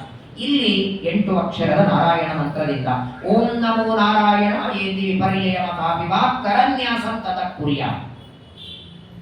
ಕರನ್ಯಾಸ ಇದರಿಂದ 12 ಅಕ್ಷರ ವಿದ್ಯೆಯ 12 ಅಕ್ಷರದ ಓಂ ನಮೋ ಭಗವತೆ ವಾಸುದೇವಾಯ ಅನ್ನೋದರಿಂದ ಮಾಡಿ ಪ್ರಣವಾದಿಯಕಾರಂತಂ ಅಂಗುಲ್ಯಂ ಕುಷ್ಟ ಪರಮಸೋ ನ್ಯಸೇದ್ರದಯ ಓಂಕಾರಂ ವಿಕಾರಂ ಅನುಮೂರ್ಧನೆ ಶಕಾರಂ ತು ಭ್ರುವೋರ್ಮಧ್ಯೆ ನಕಾರಂ ಶಿಖಯಾದಿಶೇ ವೇಕಾರಂ ನೇತ್ರಯೋರಿಂಜ ತಕಾರಂ ಸರ್ವಸಂದಿಶೋ ಮಕಾರ ವಸ್ತ್ರಮುದ್ದಿಶ್ಯ ಮಂತ್ರಮೂರ್ತಿರ್ಭವೇದ್ಬುಧಃ ಸವಿಸರ್ಗಂ ಪಡಂ ತಂತು ಸರ್ವದಿಕ್ಷುವಿನಿರ್ದಿಶೆ. ನಾನು ಪ್ರತಿನಿತ್ಯದಲ್ಲಿ ಒಂದು 102 ಸಲ ಪಾರಾಯಣ ಮಾಡ್ತೀನಿ. ಇಡೀ ನಾರಾಯಣ ವರ್ಮ 106 ಸಮಸ್ಯೆಗಳು ಯಾರೋ ನಮ್ಮ ಹತ್ರ ಹೇಳ್ಕೊಂಡಿರ್ತಾರೆ, ಏನೋ ಮಾಡಿರ್ತಾರೆ. ಎಲ್ಲ ಸಮಸ್ಯೆಗಳು ಇದೊಂದೇ ಪರಿಹಾರ. ನಮ್ಮ ಸ್ವಾಮಿಗಳಿಗೆ ಸತ್ಯಾತ್ಮ ತೀರ್ಥರಿಗೆ ಕೆಲವು ದಿನಗಳ ಹಿಂದೆ ತುಂಬಾ ಕೈ ನೋವಾಗಿತ್ತು. ಅವರಿಗೆ ವರ್ಷದ ಹಿಂದೆ ಮುದ್ರೆ ಬಹಳ ಕೊಟ್ಟದ್ದಕ್ಕೆ ನಾನು ಆದದ್ದಕ್ಕೆ ಎಲ್ಲರೂ ಏನೇನೋ ಸ್ವಾಮಿಗಳ ಸಲುವಾಗಿ ಪಾರಾಯಣ ಮಾಡೋರು. ನಮ್ಮ ತಂದೆ ಒಂದು ಸ್ವಾಮಿಗೆ ಕೇಳಿದ್ರು, ನಿಮ್ಮ ಸಲುವಾಗಿ ನಾನು ಏನಾದ್ರು ಪಾರಾಯಣ ಮಾಡಬೇಕು, ನಿಮ್ಗೆ ಆರೋಗ್ಯ ಬರ್ಲಿಕ್ಕೆ ಏನ್ ಮಾಡ್ಲಿ ಅಂದಾಗ ಸ್ವಾಮಿಗಳು ಹೇಳಿದ್ದು ನಾರಾಯಣ ವರ್ಮ ಪಾರಾಯಣ ಮಾಡು ನನ್ನ ಸಲುವಾಗಿ. ಸುಮಾರು ಒಂದು 1000-2000 ಸಲ ಪಾರಾಯಣ ಮಾಡೋದು. ಸ್ವಾಮಿ ಕೈ ಕಡಿಮೆ ಆಯ್ತು, ಕರೆದು ಆಶೀರ್ವಾದ ಮಾಡಿ ಮಂತ್ರಾಕ್ಷರಿ ಕೊಟ್ಟು ಬಹಳ ಪವರ್ಫುಲ್ ಇದು. ಹೆಂಗೆ ತಲೆ ಶೂಲೆ ಪರಿಹಾರ ಮಾಡುವ ಮಾತ್ರೆ ಗಂಟ್ಲ ಶೂಲ್ ಪರಿಹಾರ ಮಾಡಲ್ಲ. ಗಂಟ್ಲ ಶೂಲ್ ಪರಿಹಾರ ಮಾಡೋದು ಹೊಟ್ಟೆ ಶೂಲ್ ಪರಿಹಾರ. ರೋಗ ಬೇರೆ ಆದ್ರೆ ಮಾತ್ರೆ ಬೇರೆ. ಆದ್ರೆ ಎಲ್ಲಾ ರೋಗಗಳಿಗೆ ಕಾಮನ್ ಆದ ಒಂದೇ ಔಷಧ ಅಂದ್ರೆ ನಾರಾಯಣ. ಮುಂದಿನ ಮಹತ್ವವನ್ನು ಹೇಳ್ತಾರೆ. ಅಂಗನ್ಯಾಸ ಕರನ್ಯಾಸವನ್ನ ಮಾಡಿ ಇತಿ ವಿಷ್ಣವೇ ನಮಃ ಇತಿ ಆತ್ಮಾನಂ ಪರಮಂ ಧ್ಯಾಯೇ ಧ್ಯೇಯಂ ಶಕ್ತಿ ವಿರ್ಯುತಂ ವಿದ್ಯಾ ತೇಜಸ್ತಪೋ ಮೂರ್ತಿ ಇಮಂ ಮಂತ್ರಂ ಉದಾಹರೆ. ಇಲ್ಲಿಯವರೆಗೆ ಸುಮಾರು 11 ಶ್ಲೋಕಗಳವರೆಗೆ ಅಂಗನ್ಯಾಸ ಕರನ್ಯಾಸ. ಇದರ ಮುಂದೆ ಶುರುವಾಗುತ್ತೆ ನಾರಾಯಣ ವರ್ಮ. ಮತ್ತೆ ಹೇಳ್ತೇನೆ, ಒಂದೊಂದು ಆಪತ್ತಿನಲ್ಲಿ ಒಂದೊಂದು ಭಗವಂತನ ರೂಪ ನಮ್ಮನ್ನ ರಕ್ಷಣೆ ಮಾಡಲಿ ಅಂತ ಪ್ರಾರ್ಥನೆ. ನೀರಲ್ಲಿ ಸ್ನಾನಕ್ಕೆ ಹೋಗಿ ಹರಿದ್ವಾರಕ್ಕೋ ಕಾಶಿಗೋ ಗಯಾಕ್ಕೋ ಎಲ್ಲೋ ಸ್ನಾನಕ್ಕೆ ನೀರಲ್ಲಿ ನದಿಯಲ್ಲಿ ಇಳಿದೀವಿ. ಆ ನದಿಯಲ್ಲಿ ಇರುವಂತಹ ನಾನಾ ರೀತಿಯಾದ ಮೊಸಳೆ ಮೀನು ತಿಮಿಂಗಿಲ ಅವುಗಳಿಂದ ನೀರಿನಲ್ಲಿ ಇರುವ ಮತ್ಸ್ಯ ರೂಪಿ ಪರಮಾತ್ಮ ರಕ್ಷಣೆ ಮಾಡಲಿ. ಎಲ್ಲೋ ಗಾಡಿ ಮೇಲೆ ಹೋಗ್ತಿದ್ದೀವಿ, ಮ್ಯಾಲಿಂದ ಏನೋ ಬಿದ್ದು ತಲೆ ಮೇಲೆ ತಲೆ ಹೊಡೆದ್ರೆ ಆಕಾಶದಲ್ಲಿ ತ್ರಿವಿಕ್ರಮ ರೂಪಿ ಪರಮಾತ್ಮ ರಕ್ಷಣೆ ಮಾಡಲಿ. ಹೀಗೆ ಒಂದೊಂದು ಭಗವಂತನ ರೂಪಗಳ ರಕ್ಷಣೆ. ಹರಿ ಓಂ ಹರಿರವಿದಧ್ಯಾನ್ ಮಮ ಸರ್ವ ರಕ್ಷಾಮ್ಯಸ್ತಾಗ್ರಿ ಪದ್ಮಹಾಪತಗೇಂದ್ರ ಪಟ್ಟೆ ದರಾರಿ ಚರ್ಮಾಸಿ ಗದೇಶು ಚಾಪ ಪಾಶಾಂದದಾನೋಷ್ಟ ಗುಣೋಷ್ಟ ಬಾಹು ಜಲೇಶು ಮಾಂ ರಕ್ಷತು ಮತ್ಸ್ಯ ಮುಕ್ತಿಃ ಯಾದೋ ಗಣೇಭ್ಯೋ ವರುಣಸ್ಯ ಭಾಷಾತ್ ಸ್ಥಳೇ ಚ ಮಾಯಾವತು ವಾಮನೋ ವ್ಯಾತ್ರಿವಿಕ್ರಮಕ್ಕೇವತು ವಿಶ್ವರೂಪಃ ದುರ್ಗೇಶ್ವಟವ್ಯಾಜಿಮಕಾದಿಷು ಪ್ರಭೋ ಪಾಯಾನ್ ನೃಸಿಂಹೋ ಸುರಯೂತಪಾರಿಃ ವಿಮುಚ್ಯತೋ ಯಸ್ಯ ಮಹಾಟ್ಟಹಾಸಂ ದಿಶೋ ವಿನೇದುರ್ನ್ಯಪತಂಶ್ಚ ಗರ್ಭಾಃ ರಕ್ಷತ್ವಸೌ ಮಾಧ್ವನಿ ಯಜ್ಞಕಲ್ಪಃ ಸ್ವದಂಷ್ಟ್ರಯೋನ್ನೀತಧರೋವರಾಃ ರಾಮೋ ತ್ರಿಕೂಟೇಶ್ವತ ವಿಪ್ರವಾಸೆ ಸ ಲಕ್ಷ್ಮಣೋ ವ್ಯಾಧರದಾಗ್ರಜೋ ಮಾಂ. ಅದ್ಭುತವಾದದ್ದು, ರಮ್ಯವಾದದ್ದು ಭಗವಂತನ ಒಂದೊಂದು. ಎಲ್ಲಿವರೆಗಂದ್ರೆ ಎಲ್ಲ ಓಡಾಡುವಾಗ ಅಥವಾ ಅಡವಿಯಲ್ಲಿ ಹೋಗುವಾಗ ನರಸಿಂಹ ರೂಪದಿಂದ ರಕ್ಷಣೆ ಮಾಡಲಿ ಮಾತ್ರವಲ್ಲ, ಗಾಡಿ ಮೇಲೆ ಹೋಗ್ತಿರ್ತೆ ನೀವು ಇಲ್ಲಿಂದ ಅಲ್ಲಿ ಹೋಗುವಾಗ ಒಂದು 3-4 ದೇವರ ದೇವಸ್ಥಾನ ಹೋಗುತ್ತೆ, ನಮಸ್ಕಾರ ಮಾಡದೆ ಹೋಗ್ತೀವಿ, ಅದು ಒಂದು ಪಾಪ ಅಂತೆ. ಪಥಿ ದೇವ ಹೇಳನ, ಪಥಿ ಮಾರ್ಗದಲ್ಲಿ ಬರುವ ದೇವತೆಗಳ ಹೇಳನ, ಅದನ್ನು ಹಯಗ್ರೀವ ರೂಪ ಪರಮಾತ್ಮ ಹಯಶೀರ್ಷೋ ಮಾಂ ಪತಿದೇವ ಹೇಳನ. ಧನ್ವಂತರಿ ರೂಪದಿಂದ ಆರೋಗ್ಯ ಕೊಡಲಿ, ಕೃಷ್ಣ ರೂಪದಿಂದ ಸಂತಾನ ಕೊಡಲಿ, ಎಷ್ಟು ಪ್ರಾರ್ಥನೆ ಮಾಡ್ತಾರೆ, ತುಂಬಾ ಚೆನ್ನಾಗಿದೆ. ಹೀಗೆಲ್ಲ ಪ್ರತಿನಿತ್ಯದಲ್ಲಿ ಧನ್ವಂತರಿ ಭಗವಾನ್ ಪಾತ್ವ ಅಪಥ್ಯ, ಅಪಥ್ಯ ಅಂದ್ರೆ ರೋಗಾದಿಗಳಿಂದ ದ್ವಂದ್ವ ಭಯ ಶಬೋ ನಿರ್ವಿತಾತ್ಮ. ವೇದವ್ಯಾಸದೇವರು ದ್ವೈಪಾಯನೋ ಭಗವಾನ್ ಅಪ್ರಬೋಧ ಬುದ್ಧಸ್ತು ಪಾಖಂಡಗಣಾತ್ ಪ್ರಮಾದ. ವೇದವ್ಯಾಸದೇವರು ನಮ್ಮನ್ನು ರಕ್ಷಣೆ ಮಾಡಲಿ. ಅನಂತರ ಮಾಂ ಕೇಶವೋ ಗದಯ, ಪ್ರಾತಃ ಕಾಲ ಮಧ್ಯಾಹ್ನ ಸಾಯಂಕಾಲ ದೇವರ ರಕ್ಷಣೆ ಬಹಳ ಸುಂದರವಾಗಿ ವಿಶ್ಲೇಷಣೆಯನ್ನು ಮಾಡ್ತಾ ಆ ವಿಶ್ವರೂಪಾಚಾರ್ಯರು ಹೇಳಿ ಇದರ ಮಹತ್ವ ಏನು.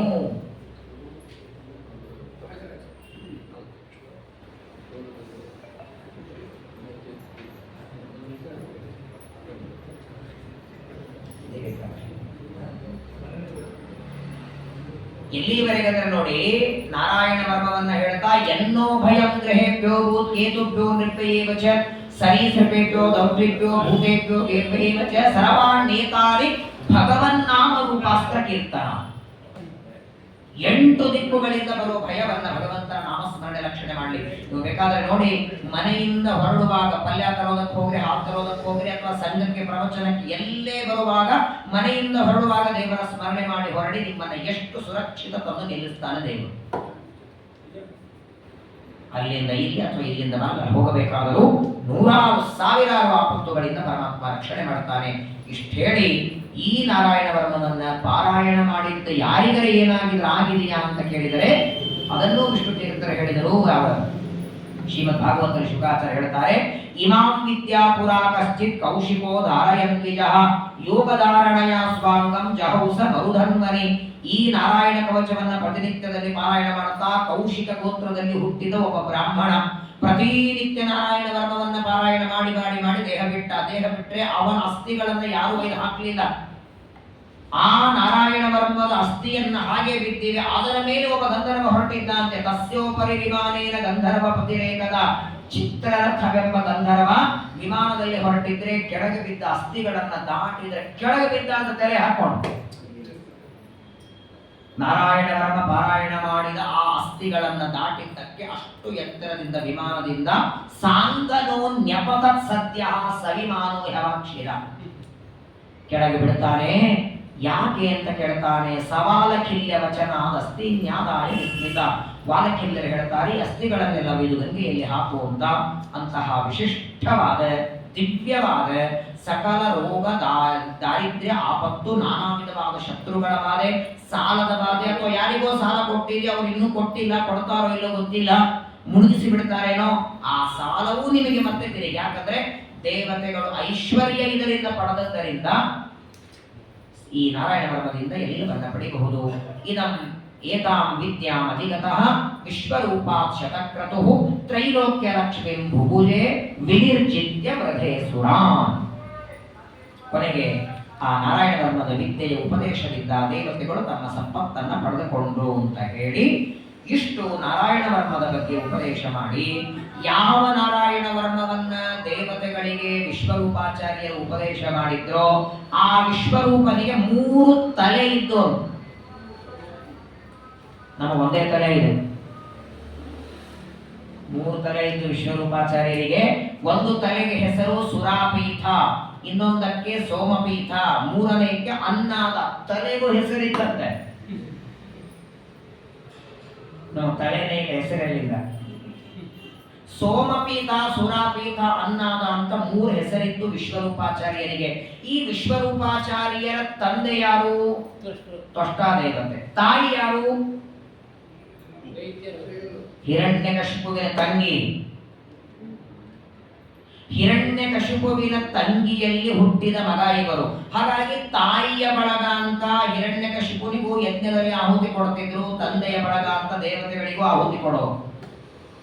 ತಂದೆ ತಾಯಿಗಳ ಬಳಗ ಆದದ್ದರಿಂದ ಇಬ್ಬರಿಗೂ ಆಹುತಿ ಕೊಡ್ತಾ ಇರುವಾಗ ತಮ್ಮ ಶತ್ರುಗಳಾದ ದೈತ್ಯರಿಗೆ ಆಹುತಿ ಕೊಡ್ತಾರೆ ಅಂತ ಗೊತ್ತಾಗಿ ಇಂದ್ರದೇವರು ವಿಶ್ವರೂಪನ 3 ತಲೆಗಳನ್ನೇ ಕತ್ತರಿಸಿಬಿಟ್ರು. ಸೋಮಪೀಠ, ಸುರಾಪೀಠ, ಅನ್ನಾದ ಅನ್ನುವ ತಲೆಯನ್ನ, ವಿಶ್ವರೂಪಾಚಾರ್ಯರ ತಲೆಯನ್ನ ವಜ್ರಾಯುಧದಿಂದ ಕತ್ತರಿಸ್ತಾರೆ. ಆಗ ಇಂದ್ರನಿಗೆ ಬ್ರಹ್ಮಹತ್ಯ. ಬ್ರಹ್ಮಹತ್ಯ ಅಂದ್ರೆ ಬ್ರಹ್ಮಹತ್ಯೆಗೆ ಅಭಿಮಾನಿಯಾದ ಒಬ್ಬ ರಾಕ್ಷಸಿ ಬೆನ್ನತ್ತಾಳೆ. ತಿಂತೇನೆ ಬ್ರಾಹ್ಮಣನನ್ನ ಯಾರಿಂದ ಉಪದೇಶ ಪಡೆದು ರಾಜ್ಯ ಪಡೆದಿ ಅವನನ್ನೇ ಕೊಂದದ್ದಕ್ಕೆ ಆ ಬ್ರಹ್ಮಹತ್ಯ ಅನ್ನುವ ರಾಕ್ಷಸಿ ಬಂದಾಗ ಬ್ರಹ್ಮದೇವರ ಹತ್ರ ಹೋದರಂತೆ ಇಂದ್ರದೇವರು. ಆಗ ಬ್ರಹ್ಮದೇವರು ಬ್ರಹ್ಮ ರಾಕ್ಷಸಿಯನ್ನ 4 ಭಾಗ 4 ಕಡೆ ಚೆಲ್ತಾರೆ. ಒಂದು ಹಾಕ್ತಾರೆ ಸೌಳು ಭೂಮಿ, ಮಡಿ ಬರಲ್ಲ, ಅಲ್ಲಿ ಬ್ರಹ್ಮಹತ್ಯ ಇದೆ. 2ನೇ ಭಾಗವನ್ನ ಗಿಡದಲ್ಲಿ ಹಾಕ್ತಾರೆ, ಗಿಡದ ಅಂಟು, ಹಾಗಾಗಿ ಅಂಟಿನ ಉಂಡಿ ಮಡಿ ಬರಲ್ಲ. ಬ್ರಹ್ಮಹತ್ಯೆ ಇರೋದರಲ್ಲಿ ಅಂಟು ಮಡಿಗೆ ಬರಲ್ಲ. ಅಂಟು ಇರುವ ಯಾವ ವಸ್ತುನು ಮಡಿಗೆ ಬರಲ್ಲ. ಈ ಸ್ಟಿಕ್ಕರ್ ಟಿಕ್ಲಿ ಹಚ್ಕೋತಾರಲ್ಲ, ಬರಲ್ಲ, ಅದು ಬ್ರಹ್ಮಹತ್ಯೆ ಇದೆ ಅದರಲ್ಲಿ. ಬ್ರಹ್ಮದೇವರು 4 ಭಾಗ ಮಾಡಿ ಬ್ರಹ್ಮಹತ್ಯೆಯನ್ನ ಒಂದು ಭಾಗ ಒಗೆದಿದ್ದಾರೆ. ಒಂದು ಭಾಗ ಸೌಳ ಭೂಮಿ, ಇನ್ನೊಂದು ಭಾಗ ಅಂಟು, 3ನೇ ಭಾಗ ನೀರಿನ ಮೇಲೆ ಬರುವ ಬುರುಗು, ಹಾಗಾಗೇನೆ ಸಾಬಣ ಶಾಂಪುಗಳೆಲ್ಲ ಮಡಿಗೆ ಬರಲ್ಲ. 4ನೇ ಭಾಗವನ್ನ ಸ್ತ್ರೀಯರಲ್ಲಿ ಹಾಕ್ತಾರೆ. ಅದೇ ತಿಂಗಳಿಗೆ 4 ದಿನ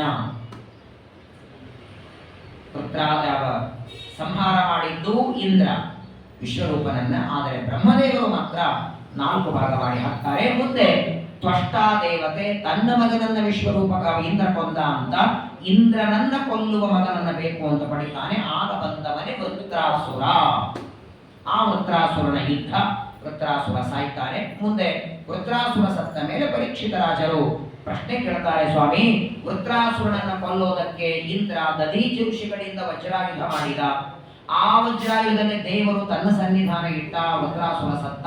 ಹಾಗಾದರೆ ದೇವರು ಪಕ್ಷಪಾತಿ ಇದ್ದಾನೆ. ದೇವತೆಗಳ ಮೇಲೆ ಪ್ರೀತಿ ಮಾಡ್ತಾನೆ, ದೈತ್ಯರ ಮೇಲೆ ಸಿಟ್ಟು ಮಾಡ್ತಾನೆ, ದೇವತೆಗಳ ಸಲುವಾಗಿ ಏನಾದರೂ ಮಾಡ್ತಾನೆ ಅಂದಾಗ ಪಕ್ಷಪಾತಿ ಇಲ್ಲ. ದೇವರ ಎಲ್ಲರ ಮೇಲೆ ಸಮಾನನಾಗಿದ್ದಾನೆ. ಸಮಾನನಾಗಿದ್ದಾನೆ ಎಂದ ಮೇಲೆ ದೇವತೆಗಳ ಮೇಲೆ ಅನುಗ್ರಹ ಮಾಡದಂತೆ ದೈತ್ಯರ ಮೇಲೆ ಅನುಗ್ರಹ ಮಾಡಿದ ಒಂದಾದ ಕಥೆ ಹೇಳಿ ಎಂದಾಗ ದೈತ್ಯ ಬಾಲಕರಾದ ಪ್ರಹ್ಲಾದರ ಕಥೆ ಹೇಳಿ. ನಾಳೆ ದಿನ ಏಕಾದಶಿ ಪರ್ವಕಾಲದಲ್ಲಿ ಸಪ್ತಮ ಸ್ಕಂದದ ಶ್ರವಣವನ್ನು ಮಾಡಿ ಈ ಅಮಾವಾಸ್ಯೆಯವರೆಗೆ ಸಪ್ತಮ ಸ್ಕಂದವನ್ನು ಮುಗಿಸಿ. ಯಾಕಂದ್ರೆ ವೈಶಾಖದಲ್ಲಿ ನರಸಿಂಹದೇವರ ಅವತಾರ ಇದೆ. ವೈಶಾಖದಲ್ಲಿ ನರಸಿಂಹದೇವರ ಅವತಾರ ಮಾಡಿ ಬರೋದಿದ್ದಾರೆ. ನರಸಿಂಹ ಜಯಂತಿಯ ನಿಮಿತ್ತವಾಗಿ ಸಪ್ತಮ ಸ್ಕಂದದ ಪ್ರವಚನವನ್ನು ಶ್ರವಣ ಮಾಡಿ ಮುಂದೆ 8, 9, 10, 11, 12 ಆ ಸ್ಕಂದಗಳನ್ನ ಒಟ್ಟಿಗೆ ಕಾರ್ತಿಕ ಮಾಸದಲ್ಲಿ 12 ಸ್ಕಂದಗಳ ಮಂಗಳ ಹರಿ ವಾಯು ಗುರುಗಳ ಅನುಗ್ರಹದಿಂದ, ತತ್ವಾಭಿಮಾನಿ ದೇವತೆಗಳ ಅನುಗ್ರಹದಿಂದ ಅವರೇ ಒಳಗಿದ್ದು ಈ ಕಾರ್ಯವನ್ನು ಮಾಡಿಸಬೇಕು. ಹಾಗಾಗಿ ನಾಳೆಯಿಂದ ಸಪ್ತಮ ಸ್ಕಂದದ ಶ್ರವಣವನ್ನು ಮಾಡೋಣ. ಇವತ್ತು ನಾರಾಯಣ ಬ್ರಹ್ಮದ ಸ್ವಲ್ಪ ಶ್ರವಣ ಮಾಡಿದ್ದೇವೆ. ಎಲ್ಲ ಭಯ ಆಪತ್ತು ರೋಗಗಳನ್ನು ನಾನಾ ರೀತಿಯಾದಂತಹ ಯಾವುದರಿಂದ ಎಲ್ಲಿ ನೋಡಿ, ಪ್ರತಿನಿತ್ಯ ಊಟ ಮಾಡುವ ಅನ್ನನೇ ಪ್ರತಿನಿತ್ಯ ಬಳಸುವಂತಹ ಚಪ್ಪಲಿಗಳೇ ಯಾವಾಗ ಯಾರಿಂದ ಭಯ ಬರುತ್ತೆ ಗೊತ್ತಿಲ್ಲ. ಅದೇ ಚಪ್ಪಲಿನೇ ಕಚ್ಚಿತು ಅಂದ್ರೆ ಪ್ರತಿನಿತ್ಯ ಊಟ ಮಾಡುವವರನ್ನ ಪಾಯ್ಸನ್ ಆದ್ರೆ ಏನ್ ಮಾಡ್ತೀರಿ? ಹಾಗಾಗಿ ಹೊರಗಿನವರಿಂದ ಭಯ ಬರತ್ತಂತಿಲ್ಲ, ನಾವು ಬಳಸುವ ವಸ್ತುಗಳಿಂದಲೂ ಬರಬಹುದು. ಒಟ್ಟಾರೆ ಯಾವುದೇ ವಸ್ತುಗಳಿಂದ, ಪ್ರಾಣಿಗಳಿಂದ, ಪಕ್ಷಿಗಳಿಂದ ಏನೇ ಭಯ ಬಂದರೂ ಅದು ನಾರಾಯಣ ಬ್ರಹ್ಮದಿಂದ ಪರಮಾತ್ಮ ದೂರ ಮಾಡಲಿ ಅಂತ ಪರಮಾತ್ಮನಲ್ಲಿ ಪ್ರಾರ್ಥನೆಯನ್ನು ಮಾಡಿ ಸಪ್ತಮಸ್ಕರ ನರಸಿಂಹದೇವರ ಚರಿತ್ರೆಯನ್ನ ನಾಳೆಯಿಂದ ಪ್ರಾರಂಭ ಮಾಡೋಣ. ಭಾರತೀಯ ಪುರಾಣ ಶ್ರೀ ಕೃಷ್ಣ